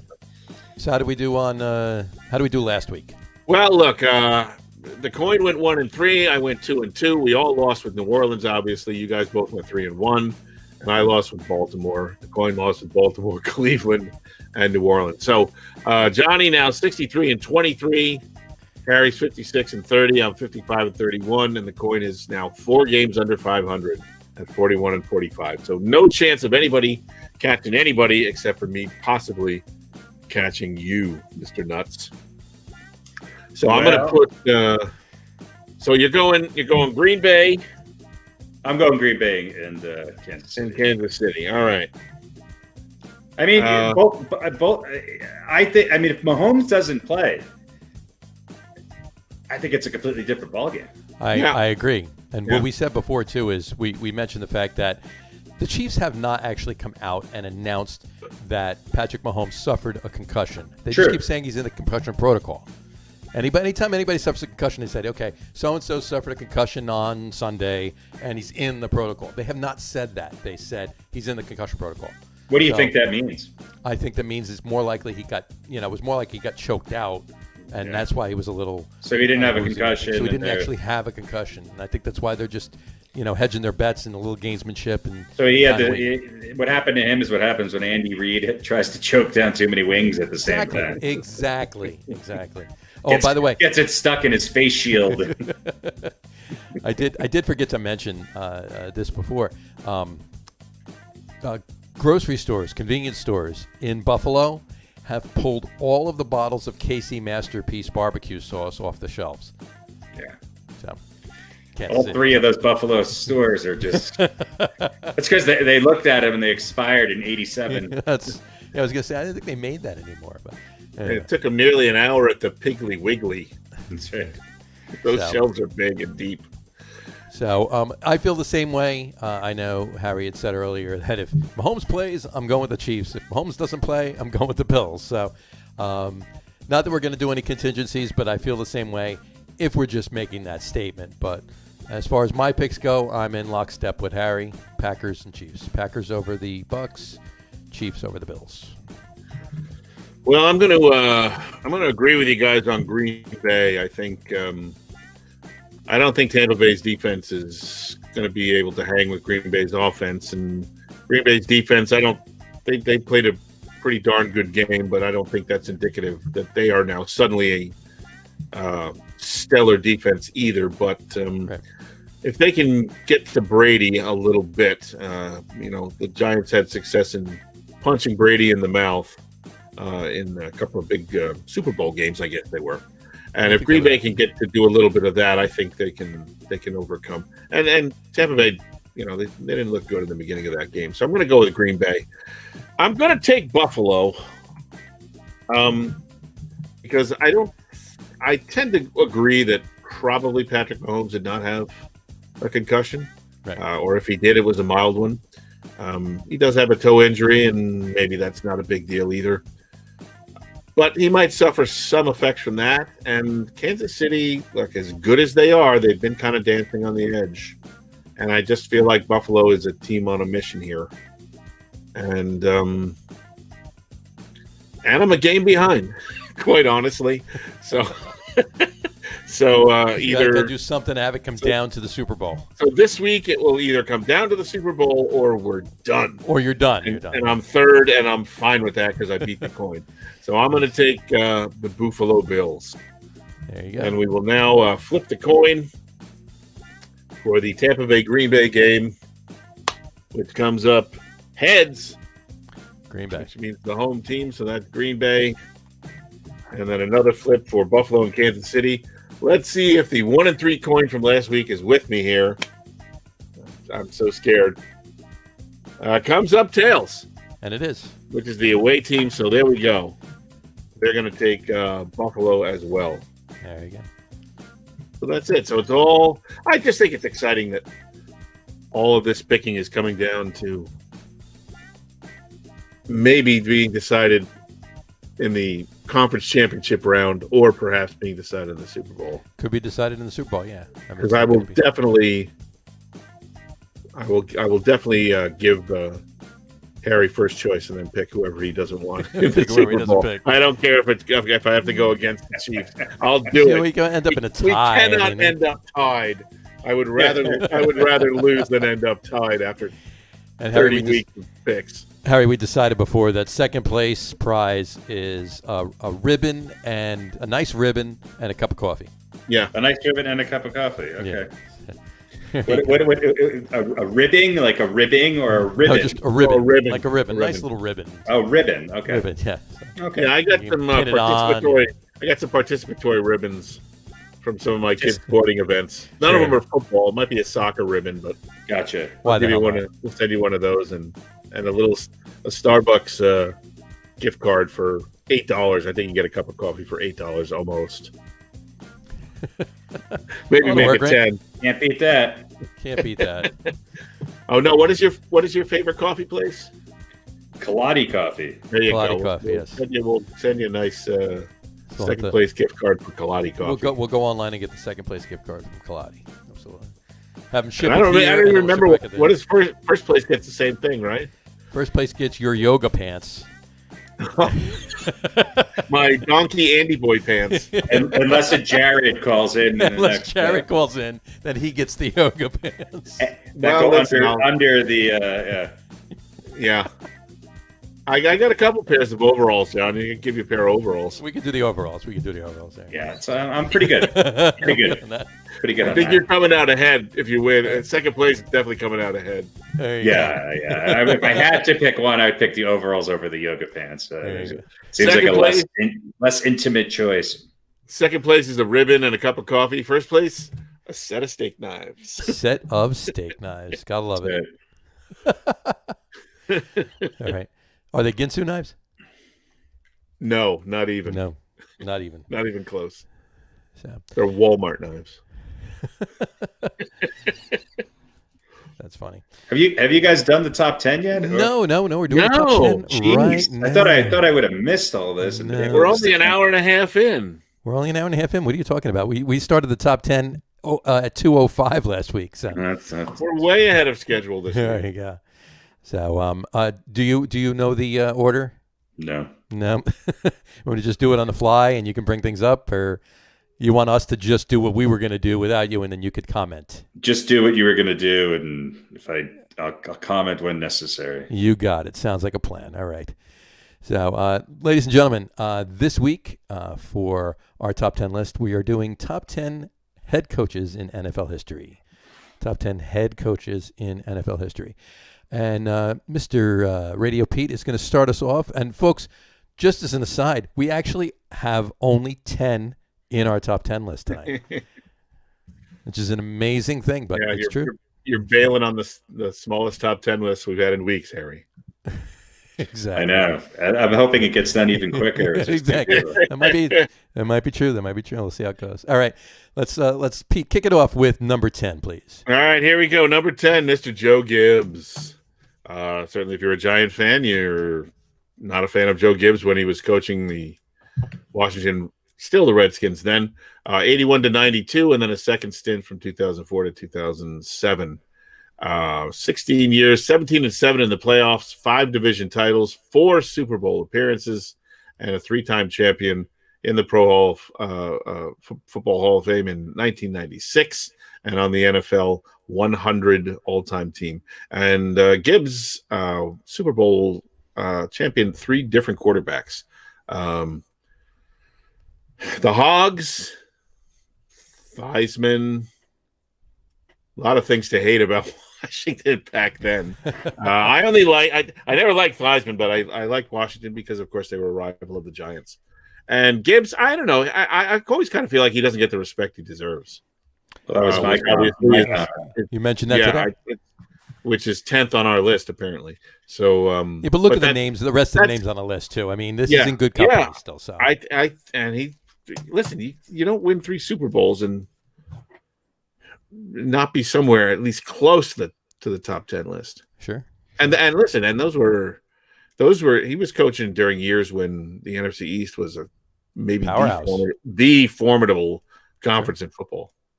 Some of those Giants teams and those Eagles teams. Yeah. So, well, if you look at the list that was probably the best researched and made the most sense, somebody had Joe Gibbs at number 6. Who would that have been? I don't know. But let's put it this way: we all had Joe Gibbs on our list. Yeah, it's just a matter of where. I think I even had him higher than 10th. I believe you did. He was a great coach. Those were great teams, obviously, with Riggins and Theismann. And I love the Hogs, even though I was a Giant fan. Whenever offensive linemen start to get credit for anything, I mean, this was a team that blew your head off on the line of scrimmage. I mean, what were the receivers called? The midgets or the Smurfs? The Smurfs. Yeah. So I mean, you had the Hogs, the Smurfs, John Riggins, and Joe Gibbs. I mean, it doesn't get any better than that. No. Come on. This is true. All right. Well, we will see where we go from here. That was number 10, Joe Gibbs. I'll take number 9. Number 9 would be Mr. Dwayne Charles Bill Parcells. Yes, that is his name. Dwayne. Bill is actually a nickname. Dwayne Charles Parcells is his name. And his also other nickname is the Big Tuna, or just Tuna for short. Actually played for the Lions. Actually, he was on the practice squad for him anyway. But He was basically just a head coach. He was born and raised in New Jersey. Went to Riverdale High School in Oradell. He was in the NFL draft, drafted by the Lions, round 7. He was the pick 89 in the 64 draft. Never really played. His tenure as a coach, came up. He was in college coaching, got into the pros with the Giants. 1979, he was a linebackers coach. Then in 80, he went to the Patriots for a year, was the linebackers coach there as well. And then he came back to the Giants. 81 and 82, he was Ray Perkins' defensive coordinator and linebackers coach. Then he got promoted to head coach, and the rest is history from there. 83 to 90 on the Giants, won 2 Super Bowls in Super Bowl 21 and Super Bowl 25, which, is still one of the greatest Super Bowls of all time. Then he went to the Jets for, then he went to Patriots for 4 years, 93 to 96. He was on the Jets for 3 years. And then took a few years off and went to the Cowboys for 4 years. And he was general manager for the Jets while he was there, and even a year after he stopped coaching. And then he was the GM for the Dolphins for a few years. And he's a courtesy consultant still currently for the Cleveland Browns since 2014 through till today. I don't know exactly what that entails, what that means, but yeah, just an amazing coach. He took a lot of teams. Let's face it, he took a lot of teams that were floundering and just revitalized them. The Giants were one of the laughingstocks, in the late 60s and all of the 70s of the NFL. And when he came in, he just really changed the culture, even when he was, with Ray Perkins in there, even before he became head coach, and just turned the Giants into a dominant team, one of the top teams in the NFL, and left them right after the second Super Bowl he won with them, and did the same kind of thing in New England too. I mean, New England was floundering. He took that program, and it was pre-Kraft too. Took that program and changed it around. Came in and picked up the Jets and brought them back to an AFC Championship game, and did pretty good numbers in Dallas as well. And he's done good as an executive. Just I think amazing numbers. And I think and granted, he's only won 2 Super Bowls as opposed to only 2 Super Bowls. But he was right there. He got to another Super Bowl with the Patriots. He got to an AFC Championship game with the Jets. He's done so many things with so many different teams in so many different ways and he's in the Pro Football Hall of Fame. He definitely, as far as I'm concerned, deserved to be on this list. There you go. Should have never left the Giants, and should have left then. Afterwards with Belichick as his, successor, but it got messy. Good documentary if you want to watch a good 30 for 30. What is it? The 2 Bills? Bill versus Bill, or the 2 Bills? The 2 Bills. The 2 Bills. The 2 Bills. Yeah. No, it's a great documentary. I love that show. I'll watch it. That's great. But yeah, he left. He said he wasn't going to leave, so Belichick left and took the job of Cleveland, and then he left. Yeah. So yeah.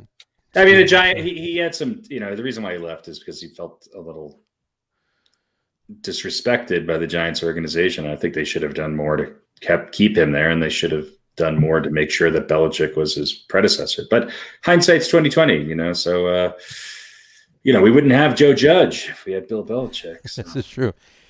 And who would, though? And we wouldn't have had Adam Gase if it wasn't for you wouldn't have had Bill Parcells. Right. If Bill Belichick wanted anything to do with any New York team, then we wouldn't have had Adam Gase. Yeah. I think Belichick would have happily stayed with the Giants if that was the case. But I don't think Belichick would have went anywhere. If he knew that Parcells was leaving, he would have not taken the Cleveland Browns job. If he knew he was going to wind up with the Giants job, because you could see now as much success as Belichick has had, and we might be talking about this in a little bit, but as much success as Belichick has had in New England, the Giants is still home for him, or at least a home for him, one of the two, if you will. So well, there you go. Number 9, Mr. Bill Parcells. Mr. Radio P, why don't you bring us to number 8? Well, number 8, let's head all the way across the continental United States of America out to San Francisco.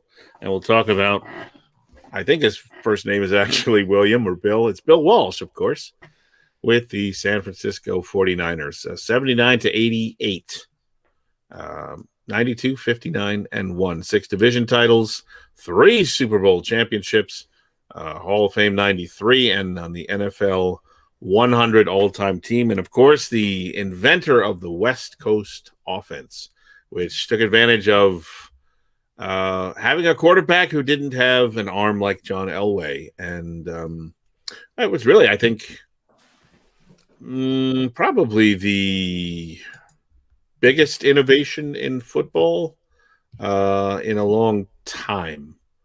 Certainly has been copied by many others and maybe improved upon by a few. But Bill Walsh was the guy. I mean, it was good enough to basically win 4 Super Bowls, although he was only the coach for 3 of them. And George Seifert did bear the fruit of the Bill Walsh. He was an executive too. But Bill Walsh didn't leave the 49ers. He just stopped coaching. He was an executive with them at the time. So, but well, top 10 executives. We might do that list next week. We might do that. Yeah, this is very true.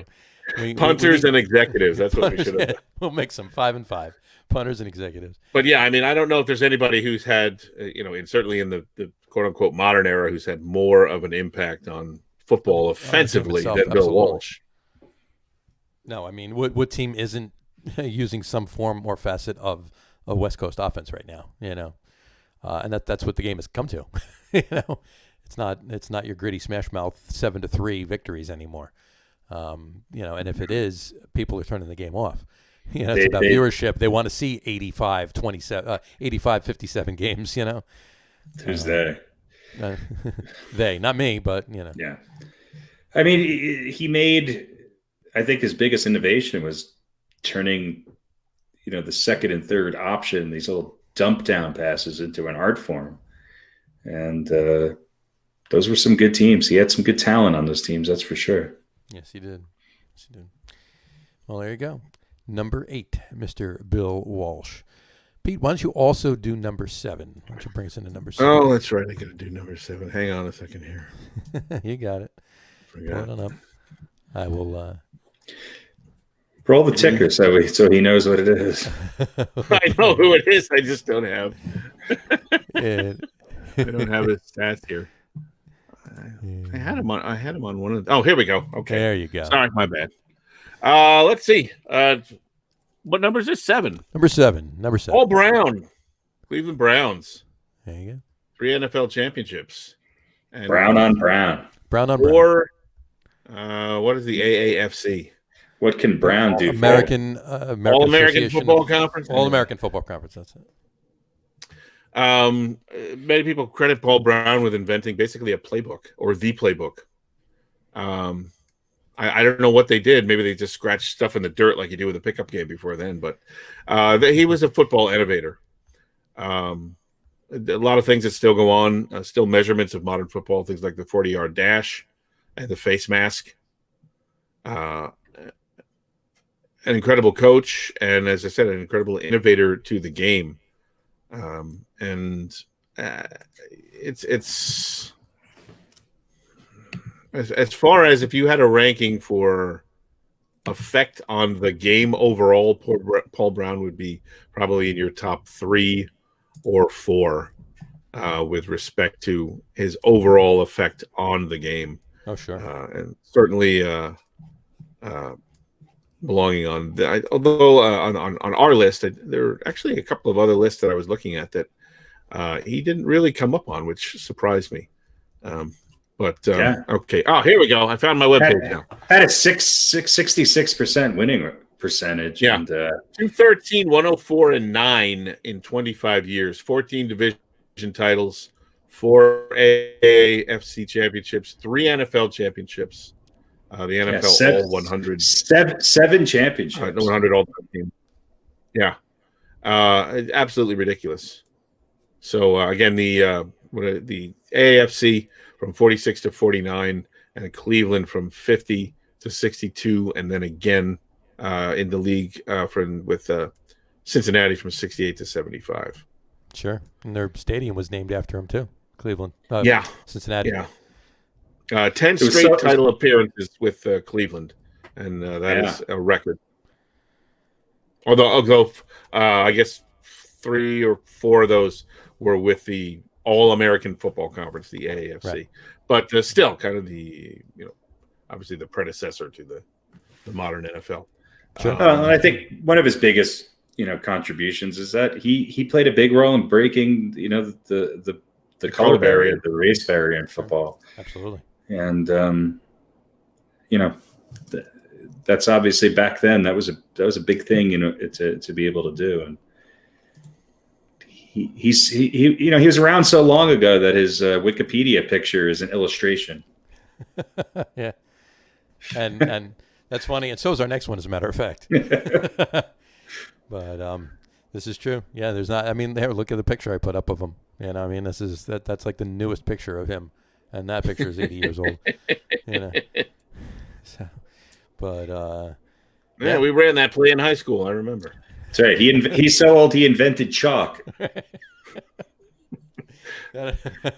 he co-invented it with the next guy on the list. That's right. The first playbook was a bunch of small chalkboards that were all diagrams with tied together, hieroglyphics. No, I think it wasn't. I think it was in the dirt. Everybody had a stick, and it's okay. You go in here, and you take off over here, and they only played games that by the fire.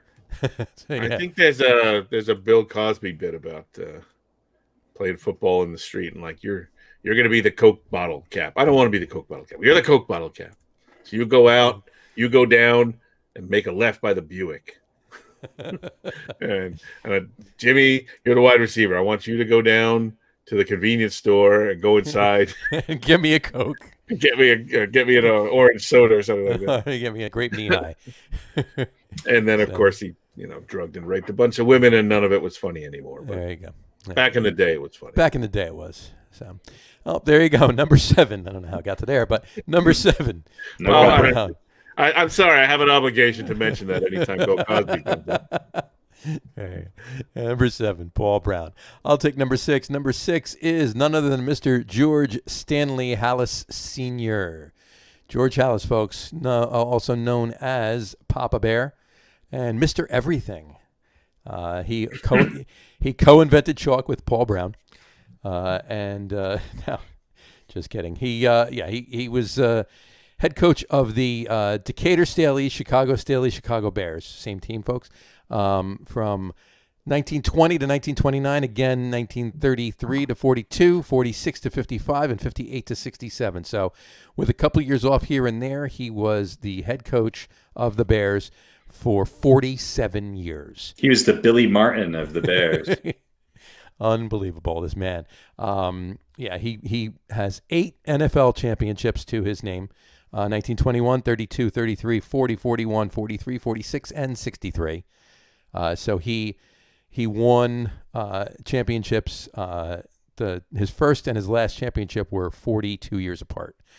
So quite an accomplissement. 2-time AP NFL Coach of the Year in 63 and 65 towards the end of his career, and that was probably because they did not, Associated Press did not do NFL Coaches of the Year back in the 20s. So I'm sure he would have. The Associated Press didn't exist. This is true. This is very true. NFL 1920s All-Decade Team, Sporting News 1940s All-Decade Team as coach. What you call it? He is on the NFL 100th Anniversary All-Time Team. His 100 Greatest Bears of All Time. Folks, he also played those first 10 years he was coaching the Bears. He was playing while he was coaching, as player coach, 1920 to 1929. And he also his number 7 with the Bears is retired. Papa Bear is he was there when the NFL was born, and he was just an amazing just an amazing head coach. Anybody? Yes, Silence. He was great. George Halas, number 6. Number 5, take us away. There you go. Number 6, Papa Bear Halas. Radio Pete, I know you've been waiting for this one. Give us number 5. Number 5, the hat, Tom Landry. Dallas Cowboys, 1960 to 1978, 13 division titles, 5 Super Bowl appearances, 2 championships, Hall of Fame 1990, 20 straight winning seasons. That is a record that, I don't know if it's going to stand forever, but it's going to be around for a while. Listen, Landry took over an expansion franchise right after the 1960 draft, and he came from, I believe, the Giants. Yes, he did. Where he was an assistant with someone else who's on this list who we'll get to in a second. I don't want to give away names. 0-11-1 in his first season, 18-46-4 in his first 5 seasons, and then the Cowboys gave him a 10-year contract. And listen, he did so much winning there that the Cowboys became, and a lot of this was PR, but they became known as America's team, and their cheerleaders didn't hurt any. But he was also something of an innovator, dealing with the shotgun, bringing shotgun formations with motion to offense, and the flex defense. And on top of that, he also started bringing in and developing track stars and some players from smaller colleges who might have earlier been overlooked, as well as soccer players to kick the ball. So he's he's known as very stoic, always there he is with the hat and the suit and the tie. Sure. And if you've ever seen North Dallas 40, the coach there is I think that's the name of the movie, right? North Dallas 40, yeah. Yeah. Sort of modeled after Tom Landry saying, no one of you players is as good as that computer. But again, he was an innovator and a great coach, and he turned the Cowboys, basically took them from being a laughing stock to being a champion. Yeah, I mean, he was the Cowboys up until Jerry Jones bought the Cowboys and brought in Jimmy Johnson, and the rest is history. What they did after that, Tom Landry was the only coach of the Cowboys ever. He was there from the expansion in 1960 all the way to 88. Yeah. And as you said before that, he was a defensive coordinator with the Giants. And before and his first 2 years as defensive coordinator, he was also playing for the Giants. From 50 to 55, he played for the Giants, and then went into coaching, obviously, with them. Yeah. And he also, I mean, at the time, the Cowboys, which I just saw that were originally to be named the Dallas Steers. Yep. Which would have just been horrible. But they also had to compete with the Dallas Texans in the AFL, which were a much more well-known and more well-liked team. Sure. And again, there were a lot of teams in the AFL and or the NFL who didn't want expansion. It was really an uphill battle, as it is for any expansion team, of course, but really an uphill battle for the Cowboys. But Landry led them through all of that and led them to prominence. And the Dallas Texans became what team? Houston. I don't know. Denver, No. Houston. Close. You were closer with Denver. Same division. San Diego Chargers. Nope. Who cares? They're playing on Sunday. The Green Bay. Buffalo Bills. The Chiefs, folks. The Chiefs. Oh, okay. There you go. And of course, the Cowboys had my personal friend Prime. Yeah, yes, they did. Not with Landry. Not with Landry, but No. no, No, the players with Landry Landry just were likes to get that in there whenever. amazing. Oh yeah, the players that played for Tom Landry and the players that played on the Cowboys over the years, especially in the 70s, when that America's team came to prominence. And of course, as a Giant fan, I wasn't too happy about it. But yeah, the Cowboys Steelers rivalry, I mean, I still think the best rivalry. I mean, it's to me it's the same as the Lakers Celtics. It just so many great players on those two teams. Sure, absolutely. Mr. Tom Landry, number 5. There you go. I will take number 4. Number 4 is none other than Mr. Charles Henry Knoll. Chuck Knoll, folks. Chuck Knoll. He was a player with the Browns back in 1953 to 1959. So he was playing with Paul Brown, as a disciple of him, if you will. He was drafted in 1953, 20th round, back when they did 20 rounds. But he was picked 239 overall. So I think they're still up to that many picks, but the rounds are a lot shorter. But he was a defensive line coach with the Chargers for a couple of years. and then moved up to defensive coordinator for a few years, 62 to 65. Went to the Baltimore Colts for 3 years, and was actually defensive coordinator for the Colts when they played the Jets in Super Bowl III. And right after that, he was hired by the Steelers as the head coach, and he was head coach from 69 to 91. And I'm not sure whether you know or not, but the Steelers have a very big habit of keeping head coaches for a while. So they had Chuck Noll from 69 to 91, Bill Cowher from 91 to, was it 06, I believe, and then and Mike Tomlin since. So since 1969, the Steelers have only had 3 coaches. I think between the Giants and the Jets, there's been 40 head coaches since then. But yeah, the Steelers do that. But Chuck Noll won 4 Super Bowls, as you all know, with the Steelers. Super Bowl 9, 10, 13, and 14. Three-time NFL champion as a coach, as a player rather, in 1954, 50, and 55, and then 68 as a coach with the Colts. And UPI AFC Coach of the Year in 72, AFL champion in 63 when he was defensive coordinator for the Chargers. Member of the 100th anniversary all-time team.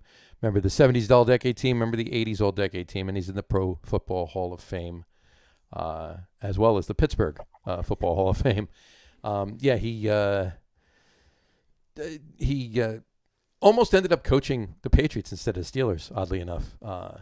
That was a close one right before in the days leading up to Super Bowl III. The Steelers had narrowed down their coaching search to Noll and Penn State coach Joe Paterno, actually. And the Patriots were torn between Noll and Jets offensive coordinator Clive Rush. The Jets beat the Colts, and the Patriots chose Rush over Noll, and the Steelers stole Noll, and the rest is history. So that was a pretty good choice for the Steelers, I would say. Yeah. Well, and Cowher's got how many Super Bowls? Cowher's got 1. 2. Cowher has 2? No, it's only 1. He only has one. one. He's been to 2. He has 1. Yeah. And Tomlin, same thing. He's been to 2, has 1. They both Cowher and Tomlin have been to 2. They both suck compared to Noll. Yeah. Right. But I guess the point I was going to make is something to be said for coaching consistency. Oh yeah, I mean it's hard to win even 1. I mean it's just unbelievable. I mean they've had some good characters. Yeah, you're talking to going to 8 and winning 6 of them with 3 guys. Yeah. No, that ain't. Granted, it's a 40-something year span, but one for the thumb and 81. Well, you're right though. So what you're saying is the Steelers in general. They went to over the course of from 74 till 74. So to almost 50 years. So 40-something years. 40. Close to 40. Just shy of 40 years. 39 years. No, yeah. This is the part of the show, folks, where we do math. Not very well. Almost 40 years. Almost 40 years. And, it's almost 50. When was their first Super Bowl? 74 to 2011. So 37 years. I'm saying to now. Oh, to now. Well, to now, yeah. So it'll be almost 50 years. Next year will be 47 years. 47 years. Right. But in any event, so there was eight Super Bowls and won 6 of them.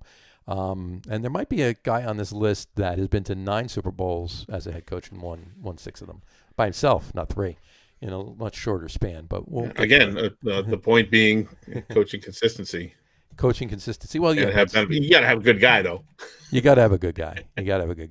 But you know what though? 3 head coaches in 52 years. That's not bad.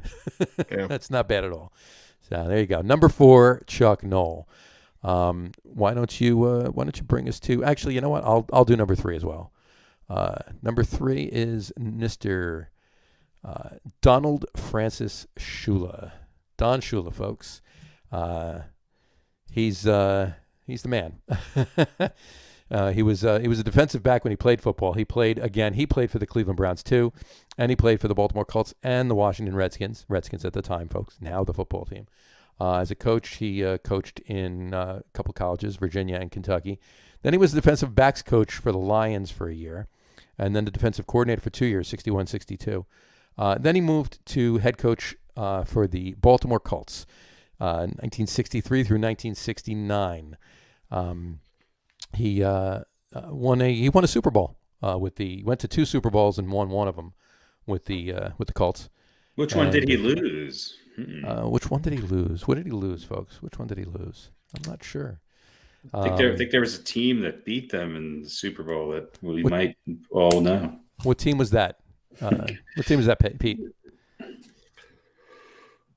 What? That would be Pete's Jets. They beat him in first Super Bowl he's in. But anyway, then he went on to Miami. Yeah. Then he went on to Miami. Miami, 1970 through 1995. He was the head coach for 26 seasons. He won a couple of Super Bowls, and he still holds the record of Perfect season. Undefeated perfect season. That would be the 1972 Miami Dolphins. And granted, I think the Patriots won more games in the season that they lost to the Giants, and they almost went a perfect season. But it wasn't a perfect season because he didn't win the Super Bowl, and Don Shula's team did. He was an NFL champion in 68 as well. He was a 4-time AP Coach of the Year, 64, 67, 8, and 72. Member of the 100th Anniversary All-Decade Team. 1970s All-Decade Team. He's in the Miami Dolphins Honor Roll. And he's also a member of the Pro Football Hall of Fame. Yeah, Don Shula. When you think of football, one of the greats you think of is Mr. Don Shula, and you can't not think of you can't not think of him. He's second. I mean, he's third. If I think of Don Shula, Pat Schumer, Ray Perkins. You put them all together, do you? Yes, Rex Ryan. Rex Ryan. You forgot Ray Hanley. Ray Hanley. Yeah. And Adam Gase. Adam Gase rounds out that list. Hey, look, Adam Gase starting out just like Tom Landry. Give the guy some time. Yeah. Give him another decade or two, and maybe he'll even. Coaches are kind of like rock bands back in the day. They gave them time to find their ways. Nowadays, not so patient. No, not yeah. So much. That era, unfortunately, is over for most teams in the NFL. So, you get a couple of years, and then that's it. So, and he went to he was in 2 Super Bowls too in the 80s, in 82 and 84, and unfortunately, couldn't get one for Mr. Marino. Yeah, Riggins beat him in 82 and Theismann in that, and then Montana took it away from Marino in 84. But horrible shame those games. Yeah, I'm sure you felt that way. I felt really bad for the Dolphins. Maybe the best uniforms of all time. Come on, let's call it what it is. The Dolphins uniforms are great.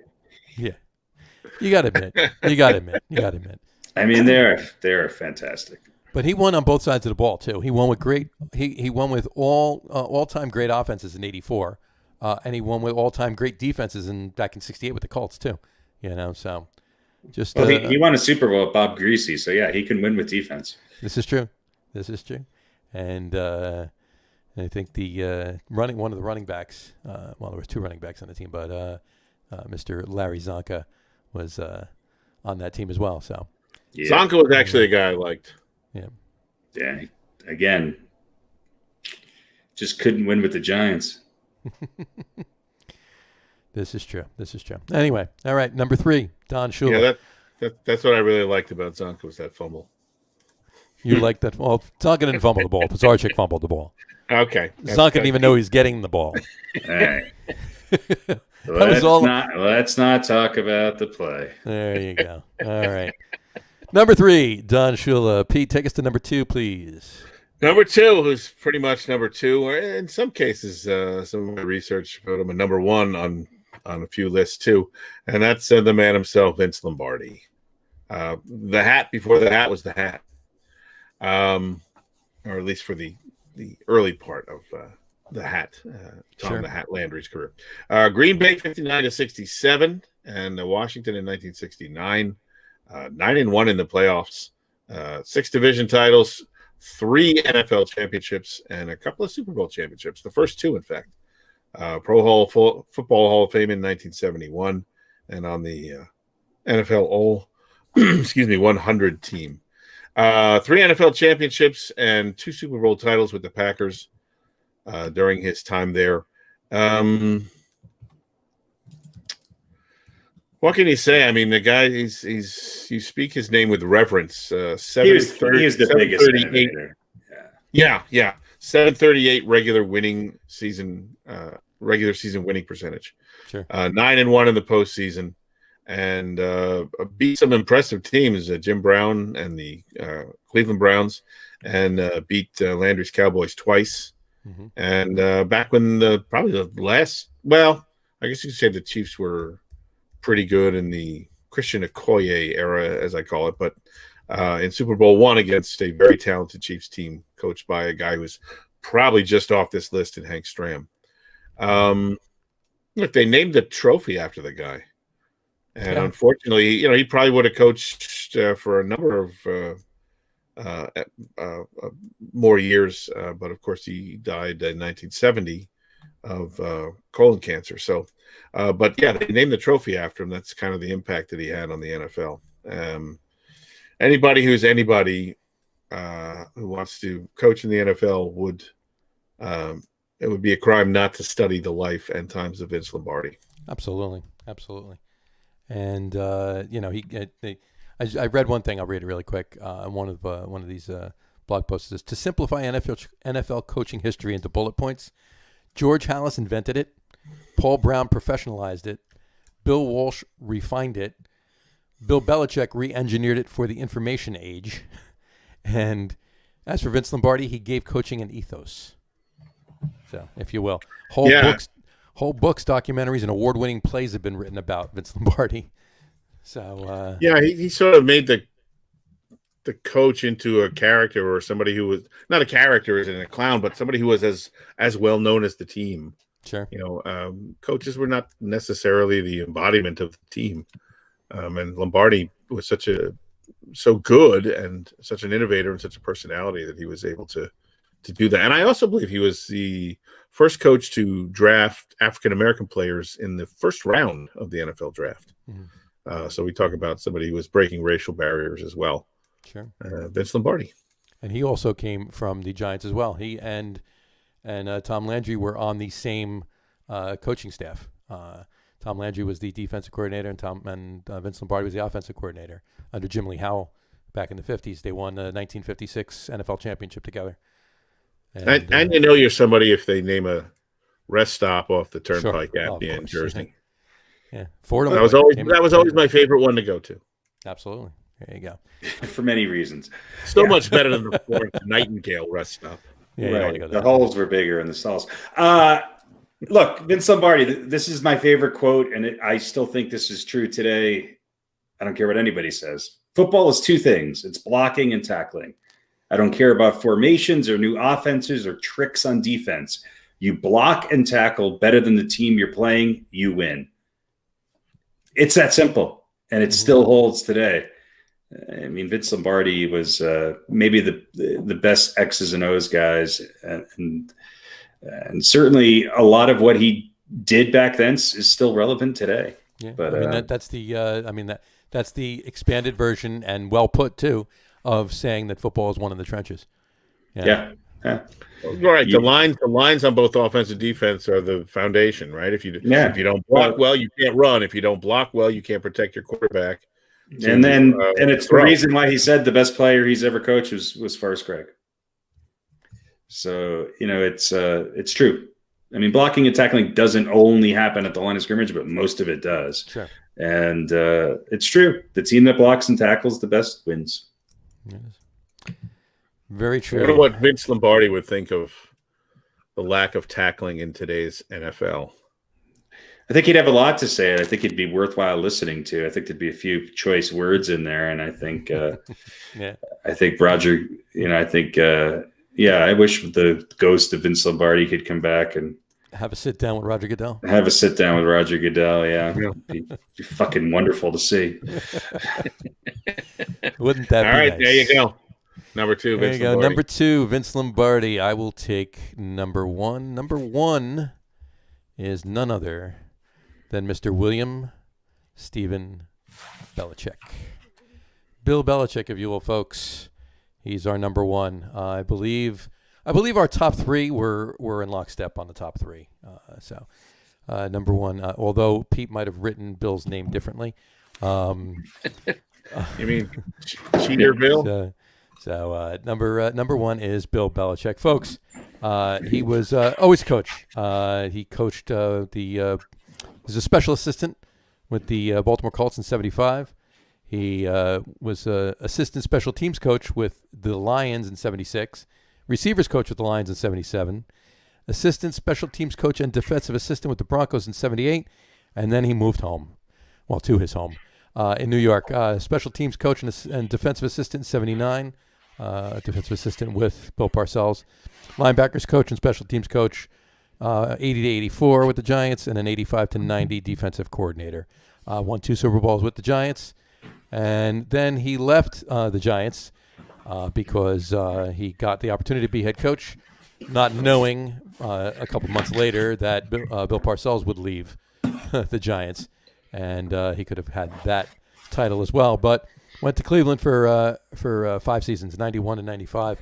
Won the division. I think was the last time Cleveland won the division. I believe definitely made the playoffs. Actually, no, they didn't win the division. They made the playoffs. They haven't won the division since '87, I believe.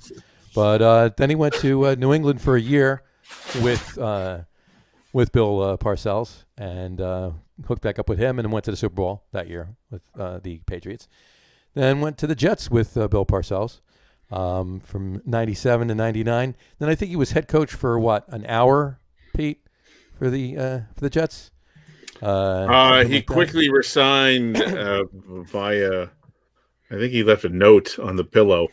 He's like, wait. This is the Jets. Oh, I'm sorry. Yeah, he was resigning as the HC of the NYJ. Wasn't paying attention. No HC equals NYJ, right, or something like that. But he was Bill Belichick does not equal HC of NYJ. Well, he was the assistant head coach and defensive coordinator for 3 years, and went to the AFC Championship the year before, and in '99 anyway. And then since 2000, so for the last 21 seasons, he's been head coach of the New England Patriots, and the rest is history. 6-time Super Bowl champion with the Patriots, 2-time Super Bowl champion as a defensive coordinator with the Giants. He's been to 12 Super Bowls between the Giants, the Patriots, between the Giants and the Patriots. 3-time AP NFL Coach of the Year, 03, 07, and 2010.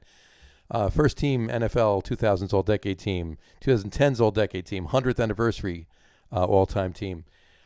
He has the most Super Bowl wins as a coach, 6. Most Super Bowl appearances as a head coach, 9. Most NFL championships, he's tied, which would be 6 as a head coach. And most playoff wins as a head coach, 31. And again, I said 2-time Super Bowl champion with the New York Giants as a defensive coordinator. His regular season record as a head coach, 279 and 136. He has a 672 winning percentage. His postseason record is 31 and 12. His career, all together, all total, is 310 and 147. So, great numbers. Just he's okay. Yeah. He's had a pretty good. He's had a mediocre career. Let's be honest. He's run of the mill. He won 7 games this year with, quite honestly, I think less talent than Clemson. Yeah. But it wasn't really a very good division. No, it was better than the NFC East. Not by much, though. Well, he had a team in his division is in the AFC Championship game. Yeah. And there was one good team. Although the Dolphins were better. The Dolphins were pretty good, and the Patriots were mediocre, and the Jets stunk. So, he's Bill Belichick. He'll get no credit from me. I know, but I just. But you did vote him number 1, so you knew. Yeah. You knew. I can't look. I can't deny. There you go. You know, And I'm there's- almost over my bitterness at him not being our coach for the last 20 years. Although, look, it probably wouldn't have. We don't have a Robert Kraft as our owner, so probably wouldn't have worked out exactly the same way. Yeah. Well, Robert Kraft probably a little closer. supporting NFL coaches and massage parlors throughout the Well, you know, Since 1997, yes. But yeah, no, hey, you know what? He's the only coach. He's number one on our list, and he's the only coach that's still coaching. So, And the that's best gonna press be- conference is tied for me with Greg Popovich. I mean, without a doubt, like I'd rather watch a Bill Belichick press conference over like an Academy Award-winning movie any day. I want to see a press conference with Bill Belichick asking Greg Popovich questions. That's right. Yeah, well, Pop will talk. That's the difference. Belichick's just Right. yeah, that's you can't deny he's the best. yeah. You cannot. There you go. It's just really, really fun. Really fun times we got to observe, and you feel the way you do. I know Pete, but you obviously a lot of that comes from the fact of what team you root for. So Yeah, of course. So Of course. well, there you go. Number 1, Bill Belichick, and that is our top 10 list for this week. Should we move on to old balls? Let's move on Might as to well. old balls. I mean, that only took like 50 minutes. Not that much. Not that bad. Not too shabby. Well, let's move on to old balls. No one does that. There you go. Old balls will not take 50 minutes. Old balls will take 3 minutes. There you go. This week, in light As of they the top 10 usually do. coaches, that's right. Well, depends on what you're talking about. Yes. This week's old balls you will know have what you I'm up in the middle of the night. A pair of old balls, and to me, Pair of old balls. to me, these guys, one of them was on my list. The other one, I think, gets forgotten a little bit because of somebody else. So, the first ball on our old balls is none other than Curly Lambeau. Yes, ladies and gentlemen, Lambeau Field is named after Curly Lambeau. He played for the Green Bay Packers from 1919 to 1929. He was a player coach of those years because he was a coach of the Packers from 1919 to 1949. He won 6 NFL championships and had a 226 and 132 record. Over 600 winning percentage, and he won 229 games as a coach. Look, his name was Curly. He was. There would be no Green Bay Packers without Curly Lambeau. No. He was. I love these guys who were player coaches. It just reminds me of Paul Newman and Slapshot. Yeah, right. Yeah. Yeah. He coached. He played for 11 of the first 11 seasons he was that coach. Yeah, and there would be obviously no Green Bay Packers without him. And he pioneered things such as daily practices. He was around so long ago that he pioneered the forward pass, implementing pass patterns and having teams fly to road games. So, Curly Lambeau. Point out the fact that he was 21 years old when he became the head coach of the Green Bay Packers, too. Yeah, unbelievable. Of course, back then, 21 was like, the equivalent today of being, 56. 45. As far as, he was already in 4 wars. Decided to take it easy and become a player coach for the Packers. Exactly. Yeah.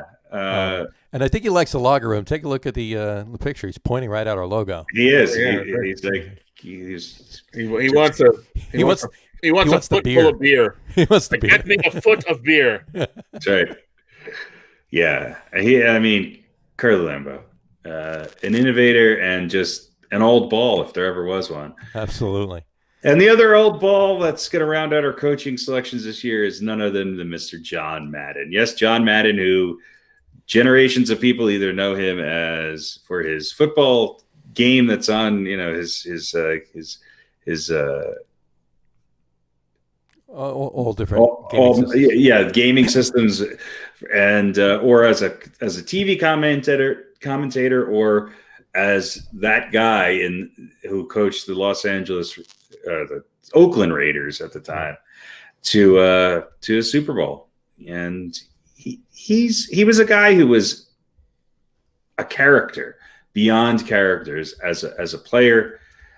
As a coach, and then as a personality, both first as doing commercials for Miller Lite or Fast Actin', Tinactin.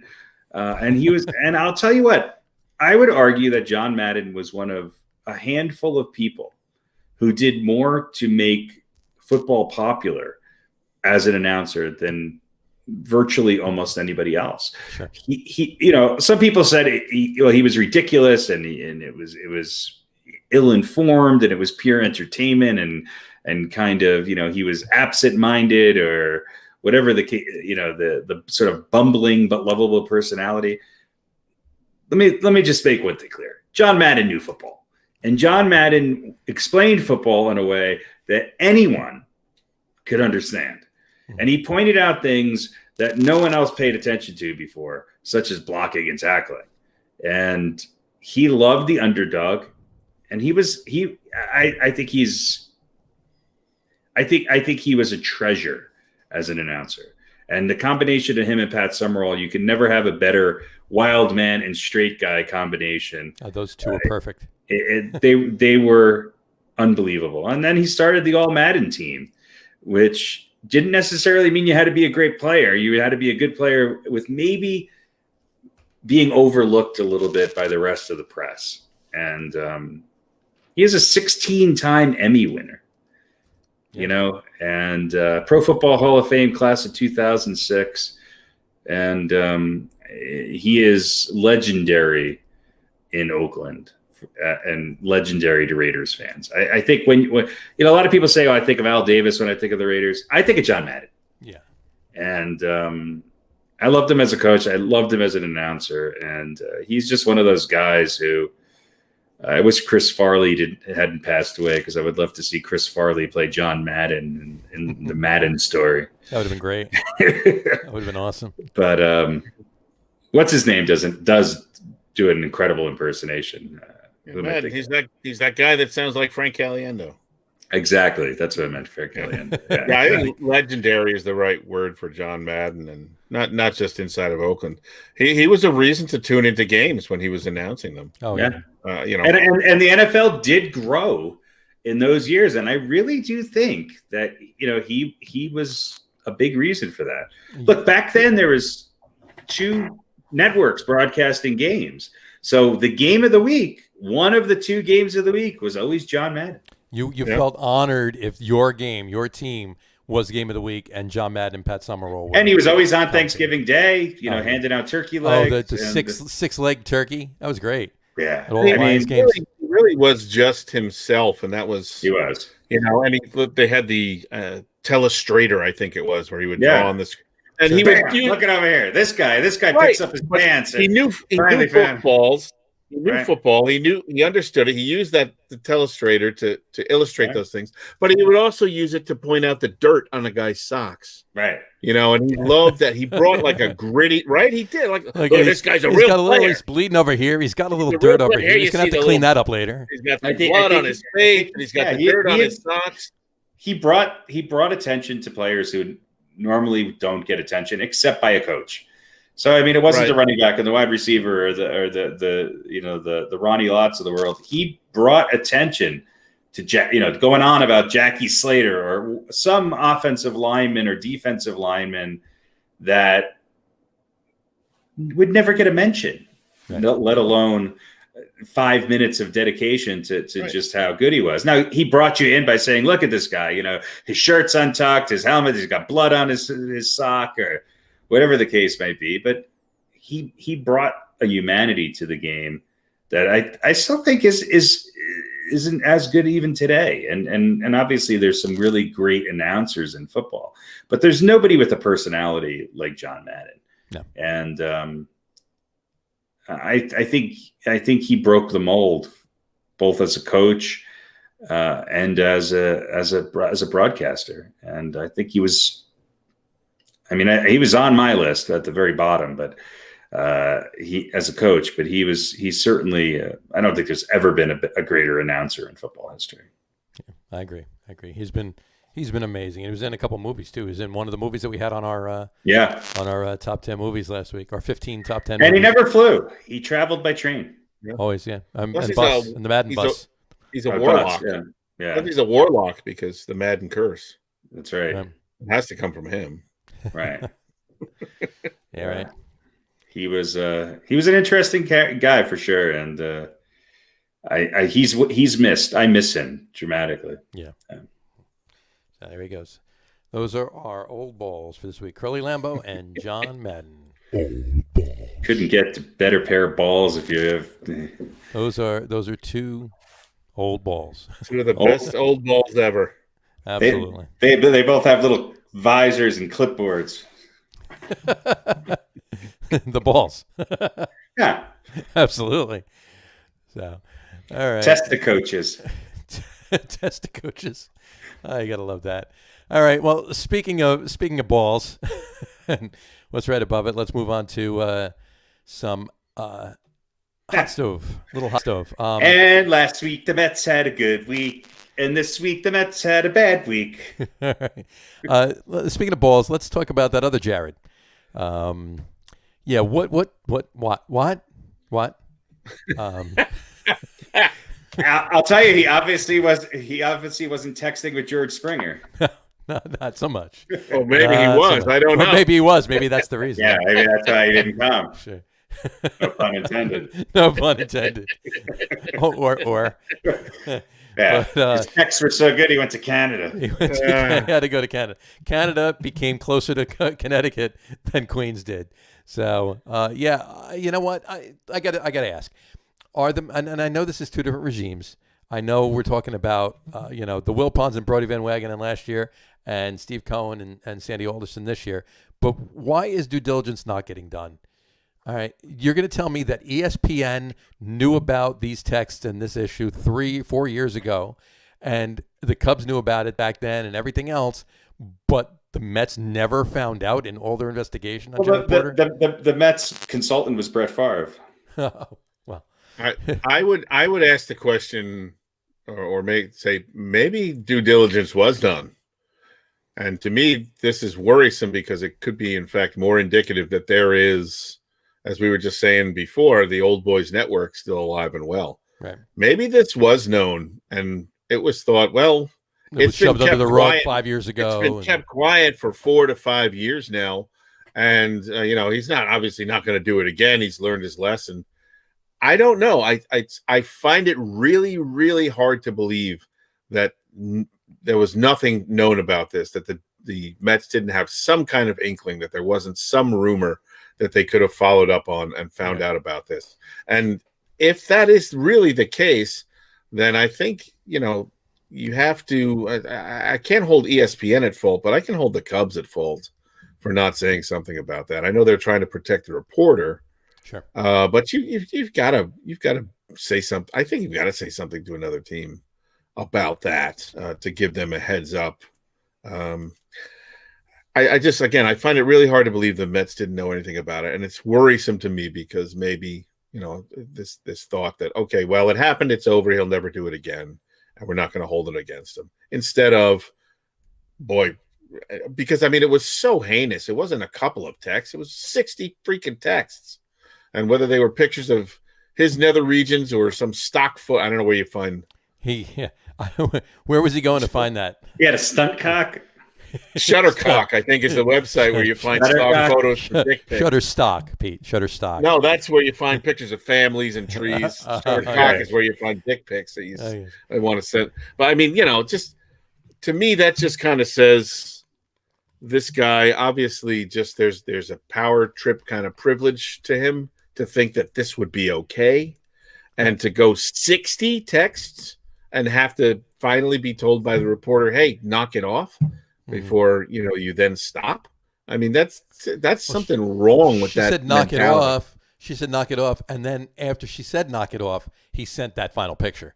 Yeah. There's something wrong with that mentality to think that is number one, okay at all, Right. but number two, to continue literally dozens of times with text and with pictures and whatever. To me, this is indicative that the Old Boys Network is still out there, and I don't think the Mets should get any credit for doing the right thing, other than the basic credit of doing the right thing. They don't deserve to be praised for firing him, and they could have fired him several hours earlier. Quite honestly, yeah. And I don't think they're looking for praise. I'm not giving them any props for it. But I don't think they're looking for praise. They knew they had to do what they had to do, and that was it. It was like 8 hours later, it was done. Right. There's some other pundits that I'm listening to that are not praising them, but they did the right thing and blah blah blah. Yeah. Well, there's no other option than doing the right thing. I know. You shouldn't get a pat on the back for doing what you're supposed to do. Exactly. I don't know. I don't get it, but hey, you know what? They have a deep front office now. The people they hired, the one guy, I forget his name escapes me, that they hired as the assistant GM. He can step up there. Obviously, Sandy Alderson has plenty to say about things, so I don't think they have to rush to fill the void right now, but soon would be a good idea. But they'll probably have to bounce back to their whoever came as the runner-up to that. But it's a little reminiscent of kind of the ham-handedness that the Mets have handled things in the past. Right. Alderson, like that. What does it matter what the woman's nationality is? There's no reason to even bring that into the conversation. I think we can all agree that Jared Porter is a dick. Yeah. Yeah. That didn't get the reaction I thought it would. Well, Harry's doing research on Shuttercock right now. Oh no, I have my stock footage. You're all set. There's only a few rules I have in life, and one is to never send a picture of your junk to anyone. Period. Yeah. Not even your urologist. No. I will not video conference with that guy. Yeah, it's just it's just ridiculous. Yeah, it's ridiculous.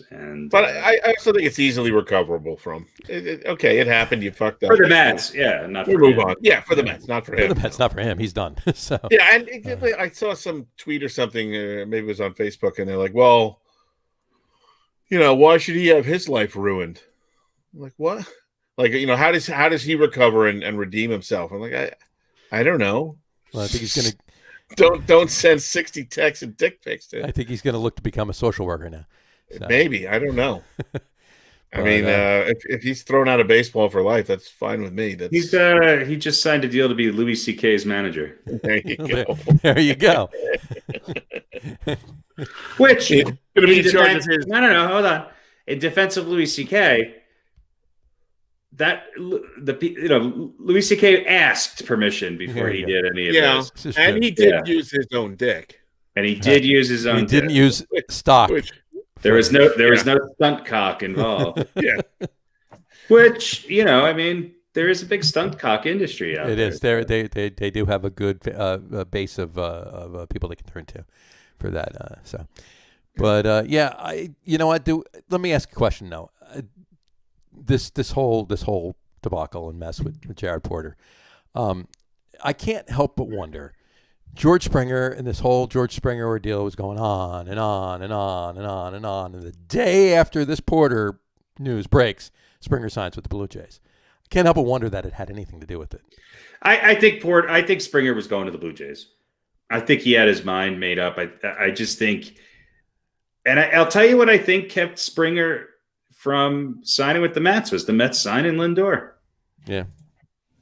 Because he figured, but you know what though? But here's the thing: they would have had to pay him now, right? And they would have had to pay Lindor and Conforto later. So Springer would have been locked into his money.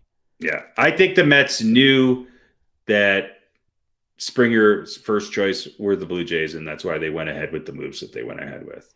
Well, if you think about it too, I mean, they weren't going to get Lindor. They weren't going to make the trade. They weren't going to do this. They were going to have either Rosario or Jimenez or both of them at shortstop, and they were going to get Springer for center field, and that was going to give them good defense in center field and another huge bat for the lineup. Well, now they got another huge bat in Lindor. So do they need? I mean, yes, it would have been awesome. They would have catapulted right to the top possible National League champs with Springer in center field. But do they need Springer in center field, or would an average bat with an amazing glove suffice in center field? I think the real question is, should they a lot cheaper? Should they have really focused on getting Springer in lieu of Lindor or some of these other secondary add-ons? And I think the answer is yes. I think the reality is that Springer did not want to go to the Mets. And look, long term, I think Springer made a smart move by going to an American League team, even though the DH will inevitably, be in play. Is that he's more familiar with it, right? And I think he was basically wanted to go to a team where he could A, cash in, and B, where expectations were not going to be placed on him like they would be in New York. I mean, he's coming from Houston, which is not a small market, right, but it's not New York. No. And he got paid, and he went where he wanted to go. And we'll see. I mean, the Blue Jays have a pretty decent team. Sure. And American League East this year is going to be interesting. Yeah, I mean, also if you consider the Mets, if they don't get Trevor Bauer and Lindor does not stick around after this year, then Springer would kind of be there by himself, and they would have, right. I mean, still they'd still have a pretty good pitching staff, but sure. They would still have. I mean, they would not even have Ahmed Rosario at shortstop, and I mean, yeah, the Mets have had the best offseason signings they've had maybe ever. Still, I think, without getting Springer. And I think everybody thought, okay, if they could land Springer too, this is just an incredible year of adding to their roster. But I don't think it was ever really in the cards. I think he was going. Yeah, I think he was leaning that way. Because if you really wanted to go to the Mets, why not just sign with him? You had the opportunity there. Yeah, just do it. Just do it. I think it was too rich for them. And not that any amount really at this point, I mean, let's be realistic, is too rich for the Mets. But, if they do want to stay under that luxury tax level, it's at $210 million. If they sign Springer, if they're going to make a move to try and to extend Lindor and to extend Conforto, they weren't going to have enough money. No. They would definitely be. They could do it, but they would be over the. That's why I'm saying that the Mets are committed to Lindor. And I think Lindor will most likely re-sign with them. I think that's what the Mets and Lindor discussed, sure, even though you can't say they did. Right. But I think that was it. I think Lindor was down for being with the Mets, and the Mets said, okay, Springer's not making up his mind. We're going to go with Lindor. And I don't think it's a bad. I mean, obviously they're two of the top 5 players in baseball, I think. Sure. So, and we talked about Lindor and Bauer and Springer would put the Mets over, and I said, well, they could have all 3 for this season, but then you might not be able to keep all 3, and Lindor would be the odd man out because you'd have Bauer and Springer already signed to long-term contracts. Sure. So maybe this kind of opens things up for them to go after Bauer now a little bit. He should be signed by now. I mean, certainly he's shown a desire to come to the Mets. Sure. But if you can't have all 3, and I agree with you, Harry. I don't think Springer was ever particularly high on the Mets. Yeah. I mean, he would have signed if he was, I think. There is talk right now, and in the last couple of days anyway, I've heard the Dodgers now have popped up as a threat to sign Trevor Bauer instead of the Mets. I think the Dodgers were a threat for all of these signings. They were in the they were in the LeMahieu discussions. They were talked to be in the Springer discussions. I mean, you would think they're going to land somebody. It's LA, right, and they obviously have the room with what's his name, probably not re-signing with them, Turner. So, yeah. Why the Yankees aren't in discussions for Bauer? That's my real question. That's your real question. Well, let's talk about that. Talk about the Yankees. Let's talk about that. Well, Gigi LeMahieu. I mean, he finally signed. I mean, good for the Yankees, but why did it take so long? I just think it was timing with the rest of baseball. I think all the teams were taking their time to see where everybody wanted to show their cards first. And I think a lot of the talk about LeMahieu at the end of the day, he just not going to give a shit. Right. The Yankees stepped up and signed him, and I'll be honest, LeMahieu showed his true colors because he took a little less money. I think the Yankees got a steal with LeMahieu. LeMahieu also, I think he wants to end his career as a Yankee. Sure. Well, he got the years. He got the little less money now. He got the $15 million a year. He got the years. And look, I hope I'm probably more familiar with DJ LeMahieu than a lot of other people because I watched him for years here with the Rockies, knowing that I just thought he was one of the best hitters, if not the best hitter in baseball for the last. And we're talking about a team that had a lot of good hitters on it. When he had one down year and the Yankees were able to sign him after the Rockies let him go, it was a great signing, and he's proven to be everything and playing in the spotlight in New York. Which, let's face it, a lot of the Yankees' recent free agent signings over the years have not lived up. Most of them have not lived up to what it is that the Yankees were expecting out of them. And what about the other free agent signing from last week? How do you think that's going to go? I don't know. Nobody knows. But if it works out, it's a genius move. Right. We just don't know how he's going to respond. I would imagine that the Yankees have maybe did a little bit more research on the state of Corey Kluber's physical being than maybe the Mets did on Jared. You would hope. So, I mean, look, it's going back a few years, but Corey Kluber could have very well been the best pitcher in baseball for 3 or 4 years in a row. If he can be a number 2 starter or a number 3 starter for the Yankees for what they're paying him and the risk they're taking, then I think it's a good move. I think, having said that, the Yankees need another big arm. They need to make a move to sign another top pitcher, or else they have no shot this year. Right. And speaking of signing another top pitcher, they had the opportunity to sign Luis Castillo, but apparently the Reds wanted way too much. And they wanted Gleyber Torres. Is Gleyber Torres untouchable? Well, how old is Castillo? He's a young arm. What is he? 24 years old. He's not old, no. Yeah. No. Gleyber Torres could wind up being, the best Yankee to come out of this recent crop of, farm, homegrown talent, let's call it. Sure. I think Torres should be playing second base. I don't think he's a natural shortstop, and I don't think he's a great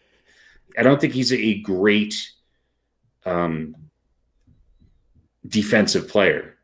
And he's proven to be mediocre in crunch time at the plate. But the Yankees, I think, as much as the Yankees have committed to other players from that recent crop of young talent, I think the Yankees are actually higher on Torres than all of them, including Aaron Judge. Yeah, I would believe so at this point. He looks to be their top guy. I think he's untouchable. Yeah. And Castillo, he had a good year last year, but how many pitchers in Major League Baseball, with the exception of the top 3 or 4 that we know of, have really had 4 or 5 really great years strung together right now? Yeah. Well, it doesn't seem to happen anymore. No. And so a Major League pitcher is kind of like an NFL running back. You have a 4-year window where they're going to be at their peak. And I think the Yankees realize that giving up Torres would be too much for that. And part of me wants to say go all in right now, but part of me realizes that that's probably the smart move. It's probably the smart move. Well, you talk about another arm, though. I mean, they were you glad they didn't re-sign Happ? Yeah. I mean, I think he's a borderline 5th starter. I mean, he just signed with the Twins today. I know. Today too, yeah. I was high on Happ. I thought he was going to be but he's mediocre, and he's sort of getting a little long in the tooth for as far as starting pitchers in today's and Major League Baseball. I just want the Yankees to get another. I want the Yankees to have a 1-2 punch that is unbeatable in the postseason, and I think they're halfway there with Cole. Yeah. Well, Feel the same way about the Mets too. Yeah, well, because the Mets are happy, and that's why I've always said, if the Mets were offering up their top pitcher for Gleyber Torres, I would say go for it. Well, let me ask you a question. Would you want to trade Garrett Cole for Jeff McNeil or Pete Alonso? No. And why would the Mets want to trade Jacob deGrom for Gleyber Torres? Well, I think there's a big difference in what you're comparing. Yes. I think Gleyber Torres could be, but the Mets don't need him now because. But I mean, if you think about the Mets with Torres and Lindor up the middle, Jeff McNeil's not a slouch. Yeah, but you don't think Torres? I mean, Torres is better. Sure, he's not a super defensive player, and he's not so good at the crunch time at the plate. So, well, I don't know how that he hasn't proven it yet. But I tell you what, he'd be a big addition to the Mets lineup. Sure. But I mean, McNeil's no slouch. McNeil is one step away from a batting title last year, and his defense is pretty spot on. So he's a squirrel, right? My point with Torres defensively is that I think his defense would be markedly better at second base. At second base, okay. I don't think he's a bad defensive shortstop, but the Yankees have been a little spoiled at shortstop over the last 15, 20 years. Oh, sure, between Jeter and Didi, yeah. But yeah, no, you're absolutely right. Gleyber Torres is by far a natural second baseman. He's not as good a defensive shortstop as he is a defensive second baseman. I don't think Torres is off limits. I think he's off limits for Luis Castillo. But if there's another level of pitcher out there that I say throw in Giancarlo Stanton, Gary Sanchez, Gleyber Torres, and you just want to clear off some cap space of people that aren't holding their weight, and a couple pandas at the Bronx Zoo, and there you go. Call it a day, and a ham sandwich. Yeah, well, ham sandwiches aren't worth very much anymore. Well, you never know. It depends on the ham you put on it. It depends on the kind of ham. Exactly. So, all right. Well, there you go. And there's not much else really. I mean, there's a couple of things league wise. What do we? The MLB free agent tickers. Springer signed. All right. It's just looking at this. Real Muto's still out there. I think he's going to re-sign with the Phillies anyway. Bauer's still out there. He signed. Stroman obviously signed. Where do you think Bauer goes? And what is Bauer worth? Bauer's going to look for $30 million a year. He's going to look for $30 million a year. He is. You know what? If somehow they don't work something out and he winds up coming to the Mets, I would not be shocked to see him on the Dodgers.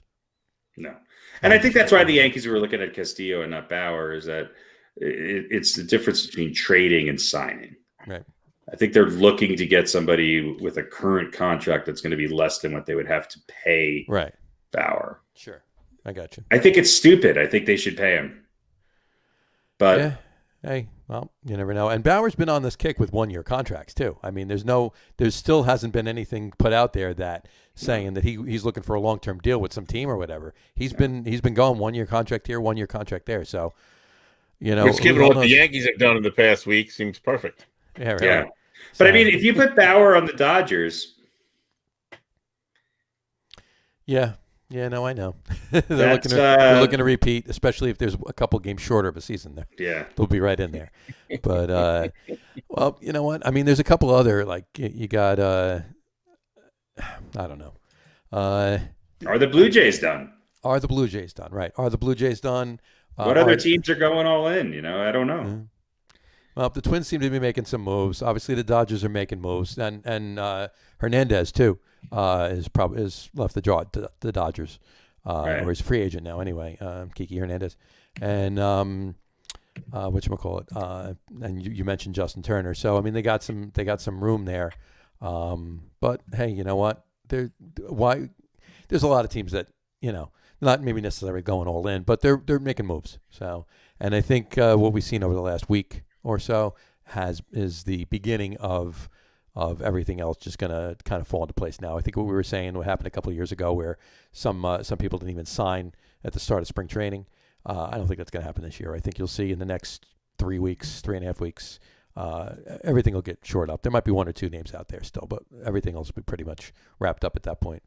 It just depends on, what will the Yankees find another arm? Will the Mets find a center fielder, or they make do with Nimmo in second, in center. I mean, the name Jackie Bradley Jr. is still floating out there too. And I think the biggest. I think they could even pick up Hernandez, free agent from the Dodgers, because he's been like a utility man, but he's played a lot of center field, and he would work. I'm not too worried about.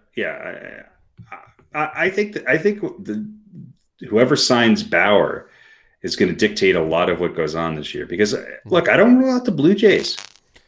I think the Blue Jays are in on this right now, and I think the Blue Jays, the Angels, the Mets will probably have to move some things around to get Bauer. Yeah. But it doesn't sound like the Yankees are in the hunt for Bauer, and I just don't understand it. Yeah, and the Blue Jays got a lot more attractive for anybody with the bringing in Springer. Yeah. There's a couple other arms too. I mean, Odorizzi's still out there. Wainwright's available. Tanaka's still out there, right?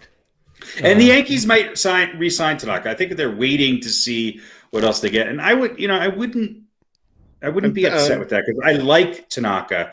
I just don't like Tanaka. He was their ace for years. And right. I also think the biggest thing that the biggest question mark with the Yankees rotation is Luis Severino. I mean, they're going to have what's his name back from his suspension last year, who was looking great. Severino is really going to.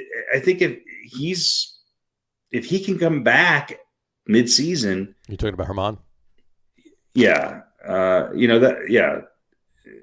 Herman with a G. Yeah. German. Yeah, I mean Domingo German.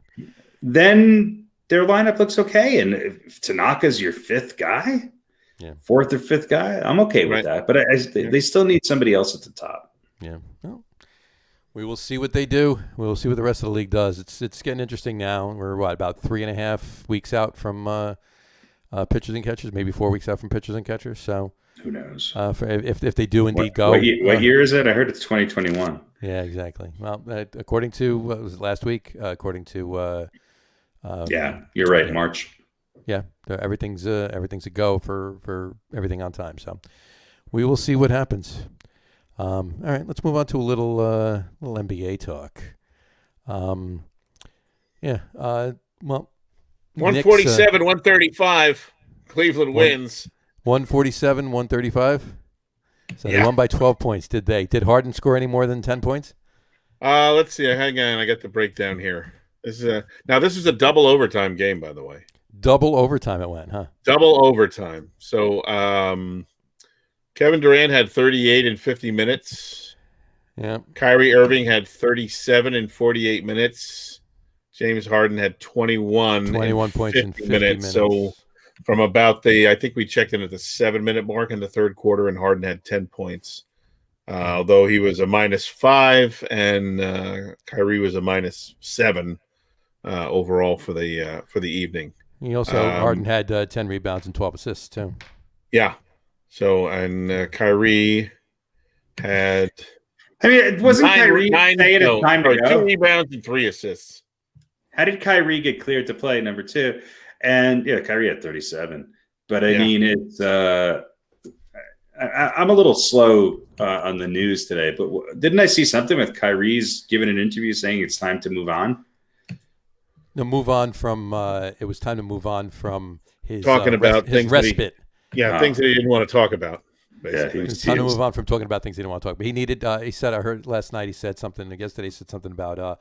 It comes at a point in time where there are things bigger than basketball, and you need to focus on those. And he just needed to step away, and now he's back, and this is what he wants to do, and he's here, and blah blah blah blah blah. So that's what he said yesterday. So, So he took his vacation and now he's back. The only person who was a plus in the plus minus on the starting 5 of the Nets was Durant. Yeah.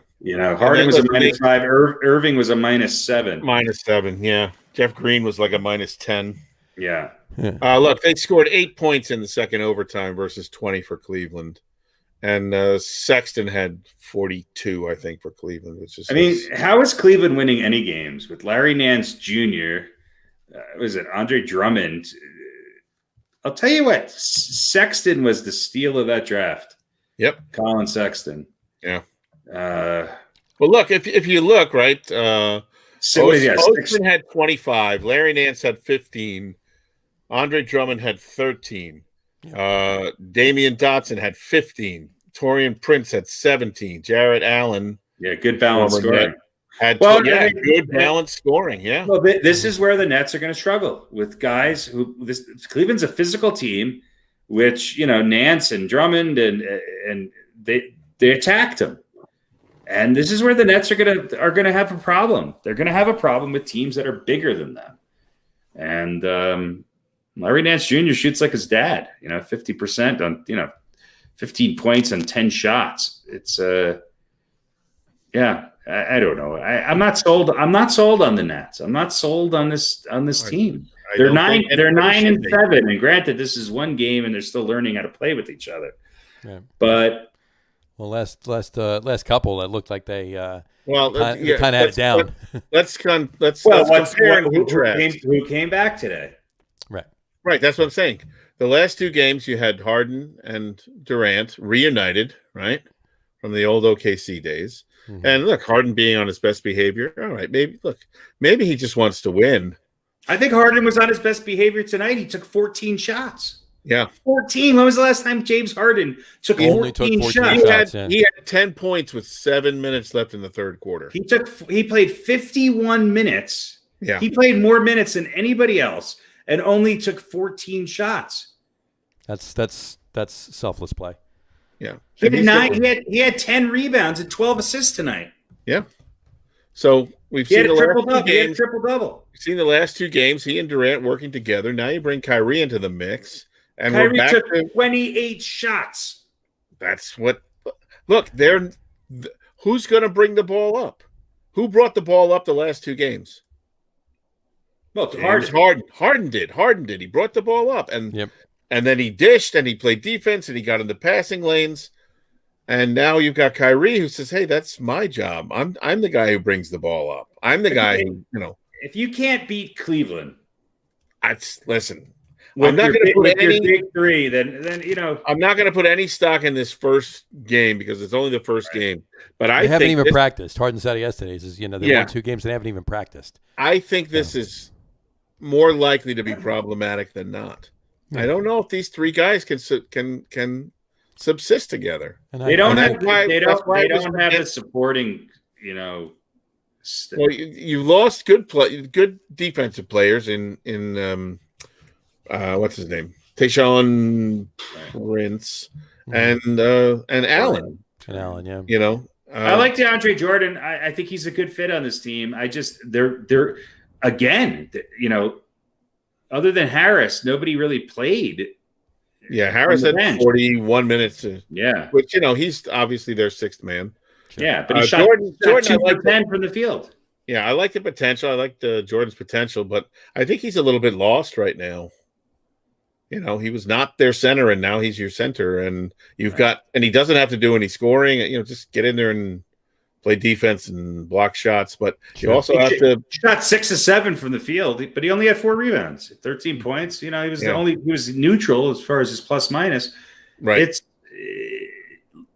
I just don't think the Nets are deep enough right now, and I just think, look, you know my thoughts.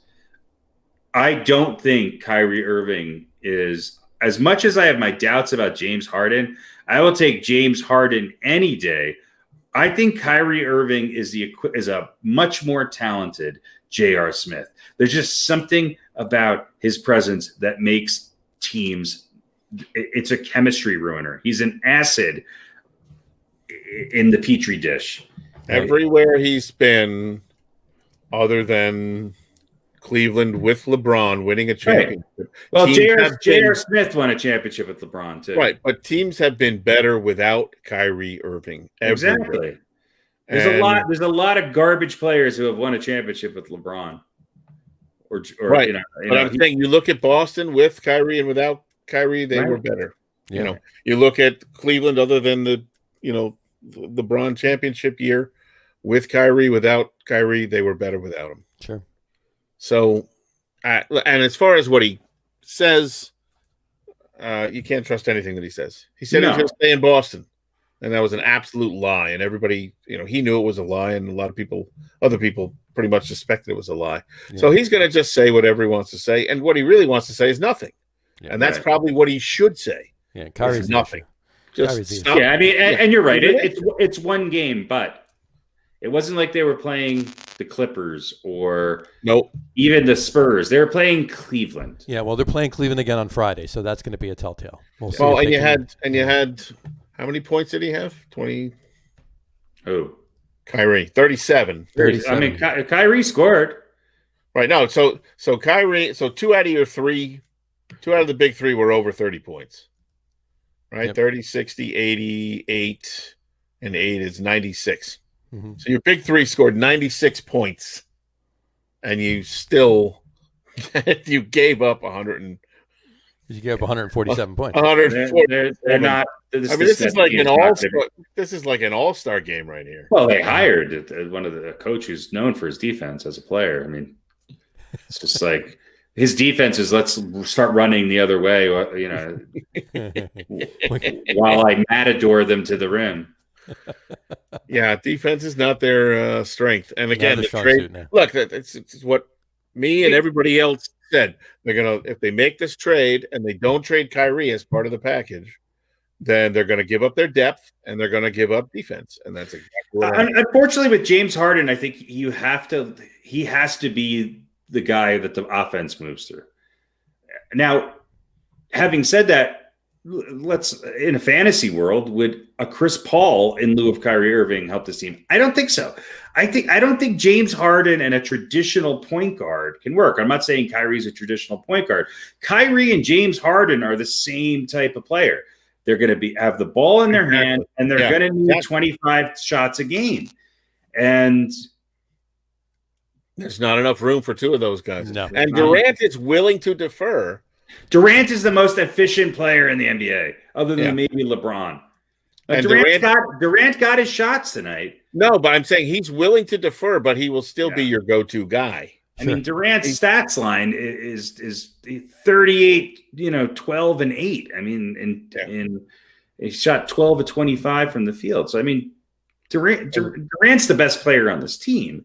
That's saying a lot because they have two other guys who were all-stars in the lineup. It has nothing to do with Kyrie's numbers. It has everything to do with Kyrie. I just don't think. I mean, Harden must have known what he was coming in for, unless there's some sort of whispering that there's a deal on the table for Kyrie Irving. They must know that, hey, this is what we're gonna run with. Well, it could also be a case where you just have to wait till he implodes. Yeah. That might be James Harden's, or look, if Harden comes here and he's a good boy and it just doesn't work, well, then who do you think the odd man out is going to be? It's going to be Kyrie. Sure. And somebody's going to take him. The Nets are going to have to eat it. Right, because Harden has two more years on his contract, right? Right, and somebody's going to take Kyrie because of his talent. They're going to go, maybe we can fix him. He hasn't burned every bridge yet. No. You know where he'll wind up? Across the fucking river. Well, maybe. But I mean, he's going to be, and look, Harden is no choir boy. Look what he did in Houston. Yeah. Right? Harden's. I mean, this Nets locker room is a weird place. It's a very weird place. I don't know anybody amongst my Nets fans friends, which is half a dozen or so that I have any contact with regularly, who think that Durant and Irving is a better combination than Harden and Durant. No, Harden and Durant are the better combination. Harden and Durant's a way better combination. Yeah, of course. So Kyrie's going to end up being the bad guy. He'll either implode and quit or get moved or whatever. Who knows? Just as long as he doesn't go across the river, though. No. And speaking of, I think it's perfect for the Knicks. The Knicks, well, fuck you. The Knicks have been really good. Well, here's the thing: I don't think the Knicks have any head cases right now. No, that's I think why the Knicks have one. finally cleared out. Now, and there's been a lot of talks in trade blocks about some of these guys being traded. And I don't want that. I kind of like this Knicks team. I want them to be able to have a decent year and maybe attract a superstar like Kyrie. Here. I'm just thrilled that you cursed at me. I'll take any other player that I hate, not Kyrie Irving. He's my least. The sad thing for Nets and the Nets fans is that if this goes on for too long, this could be. We got what 72 games this season, I think.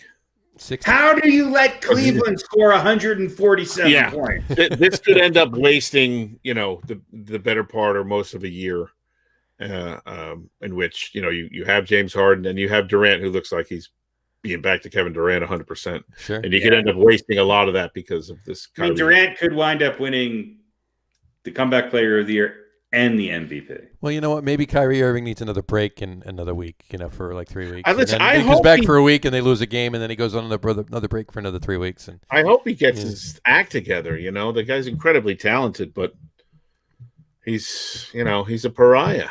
Yeah, and that's nobody else's fault but his own. This is true. Well, as far as the Knicks go, I mean, they won on a 5-game losing streak, and then they won the last 2 games. So I listen. I agree. I agree with Harry. I mean, they're the Knicks, so they're not my team, but I like what's going on right there right now. I think it's working, and I think they're doing exactly what they need to do, which they're playing good defense. They're playing good defense. They're young. They're energetic. Yeah. I think they have the right coach for now.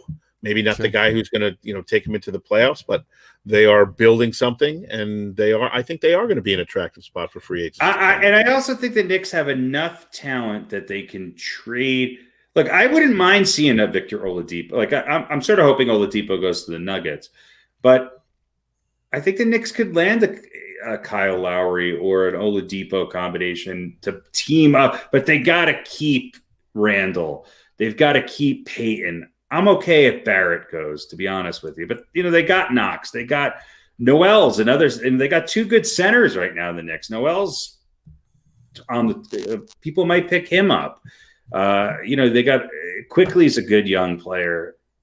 They've got options. Makings of a good team. They need that one. They only need one player to take them from a team that's going to struggle to get to 500 to a team who might be 6th or 7th in the East and be able to maybe challenge for a playoff win. And that's a lot considering where the Knicks have been.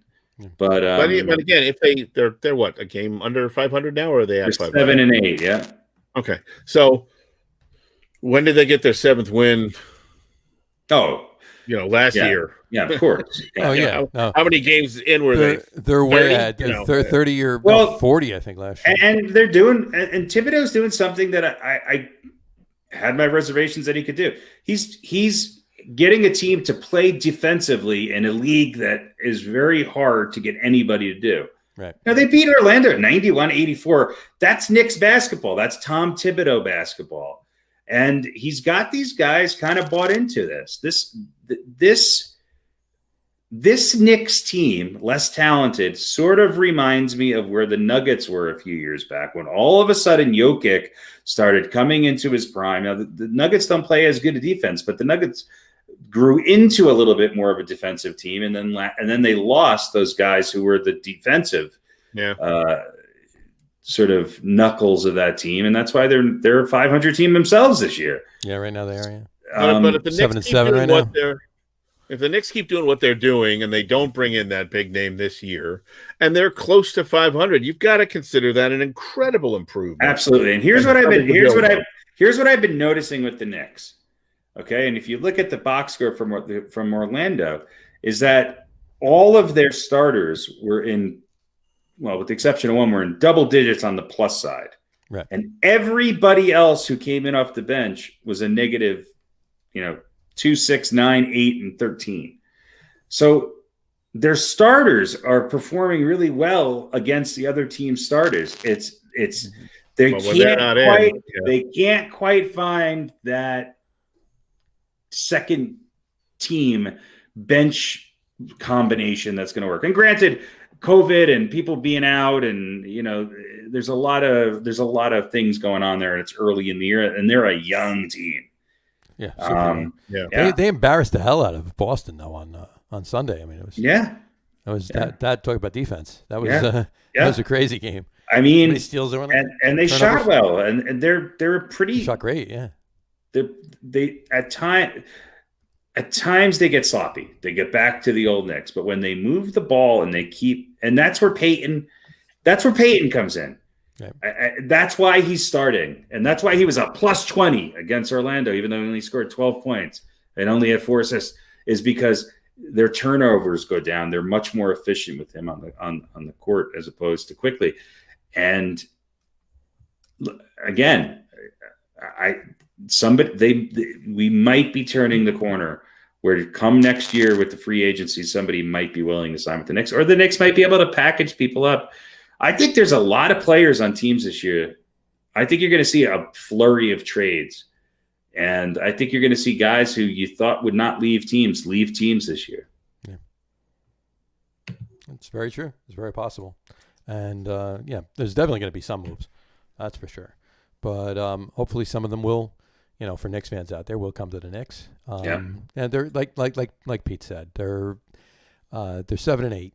How long did it take them to get to 7 wins last year, or the year before? So they've been horrible, and they're not, and they're playing good fundamental. They've already basketball got right as now. many. They would have won the NFC East right now. They would have absolutely won the NFC East, hands down.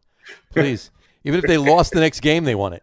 That's right. So, exactly. So, but yeah, I mean the cream of the East right now. I mean, it's obviously the numbers 1 and 2 right now with the Sixers and the Bucks. Sixers look good. Sixers look good.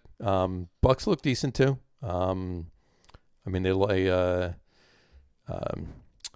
whatchamacallit, they played they lost to the Nets Monday night, by 2 points. But I think you're going to see the Raptors. I'm just what's his forget Raptors are 5-9 right now. Yeah, I think you're going to see one of two things. I think you're going to see them make a move for somebody big, or they're going to start the wheel and deal. You're going to start they're going to blow it up. Gotcha. No. We will see. We will see how that happens. It's been an interesting few weeks at the beginning of the basketball season here, and it is 60 games, right? That are playing this year. There's 60. Yeah. So we'll see how they go. And NHL wise, just to throw that in there, what do we got? I mean, the Rangers, 3 games so far. They're 1-2. They got shut out by by the Islanders. They shut out the Islanders, and then they lost 4-3 to the Devils yesterday. They look good, then they don't. Then they look good, then they don't. Yesterday was a decent game against the Devils. How many games in? It's into the season are we now? 3 games in. 3 games into the season for most teams. You got like the and it's just. So everybody's playing the local teams, and the Islanders played the Rangers twice. Obviously, they split them, and then they beat the Bruins on Monday night, and then the Devils started the season losing to the Bruins, and then beating the Bruins, splitting with the Bruins, and then beat the Rangers last night. So yeah, the Los Angeles Kings are undefeated and in last place, and we lost Pete for some reason. His quarter ran out. He forgot to put another one in. That's right. But the point system in the NHL just drives me nuts. It's crazy. It's you don't get it. Hey, what happened to you? You had to. I don't know. I just said your quarter ran out. Wait, I'm not in the right spot. This is disorienting. I must have said something wrong. I got booted. I don't think I can move anybody around, can I? I don't know. Yeah, I don't know. It's gonna be Tampa Bay and. There we go. Look at that. I mean, the Avalanche are looking all right. Everybody looks okay. Like I was saying, the Kings haven't lost a game yet, and they're in last place. Vancouver's 4-1, although they have 3 ties. They're in last place, and the Buffalo Sabres are 4-1, and they're in last place. So it's a whole different world in the standing structure in the NHL. A little too early to say anything. This is what you get. It's been an interesting first week. This is what you get with these communist sports. It's been an interesting first week in the NHL. Let's leave it at that. I just hope that both for the NHL and the NBA that these vaccines start to help just calm down because I mean they're not in the bubble, and it's just it's gonna happen. There's just too much. This is true. Well, we got a big week of championship games this weekend, and who cares about hockey and basketball right now, right? Well, we're going to care about hockey and basketball in about 2.5 weeks. That's all we're going to care that's about. all we're going to be talking about. So that and needlepoint, I think, will be top 10 needlepoint patterns will be our. We could probably start previewing the Olympics. That's right. We could do that. Yeah. Top 10 pole vaulters. I think breakdancing is going to be a new. They're adding breakdancing, and does breakdancing still exist? And the lambada is. Does somebody have to inspect the cardboard? Probably. Yeah, it's got to be consistent from. It's the same. It's got to be the same cardboard. 3-ply corrugated. Those damn Russians are going to use. Get everything from Uline. Waxy cardboard. Right. Sergey waxed his cardboard. We didn't know it was waxed. Yeah. All right. I was gonna make a bad joke. That's my new novel I'm writing. Sergey waxed his cardboard. It was a slow night. It's a thriller.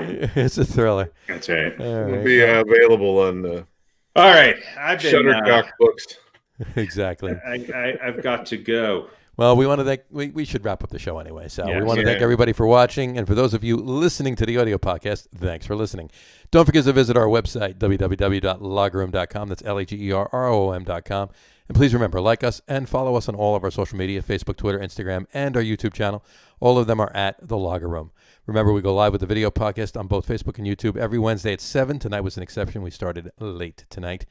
And for those of you that want to just listen to the audio podcast, you can do so on Apple Podcasts, Spotify, TuneIn, and Stitcher. And if you haven't done so already, please subscribe to one or more of those feeds, and you will never miss a show. Again, thanks for following along with us. Have a great weekend. Watch the championship games on Sunday. Should be interesting, and we'll see how that shakes out. And we'll start talking Super Bowl next week. All right. Have a great weekend, folks. Take care. We'll talk to you soon. Take care.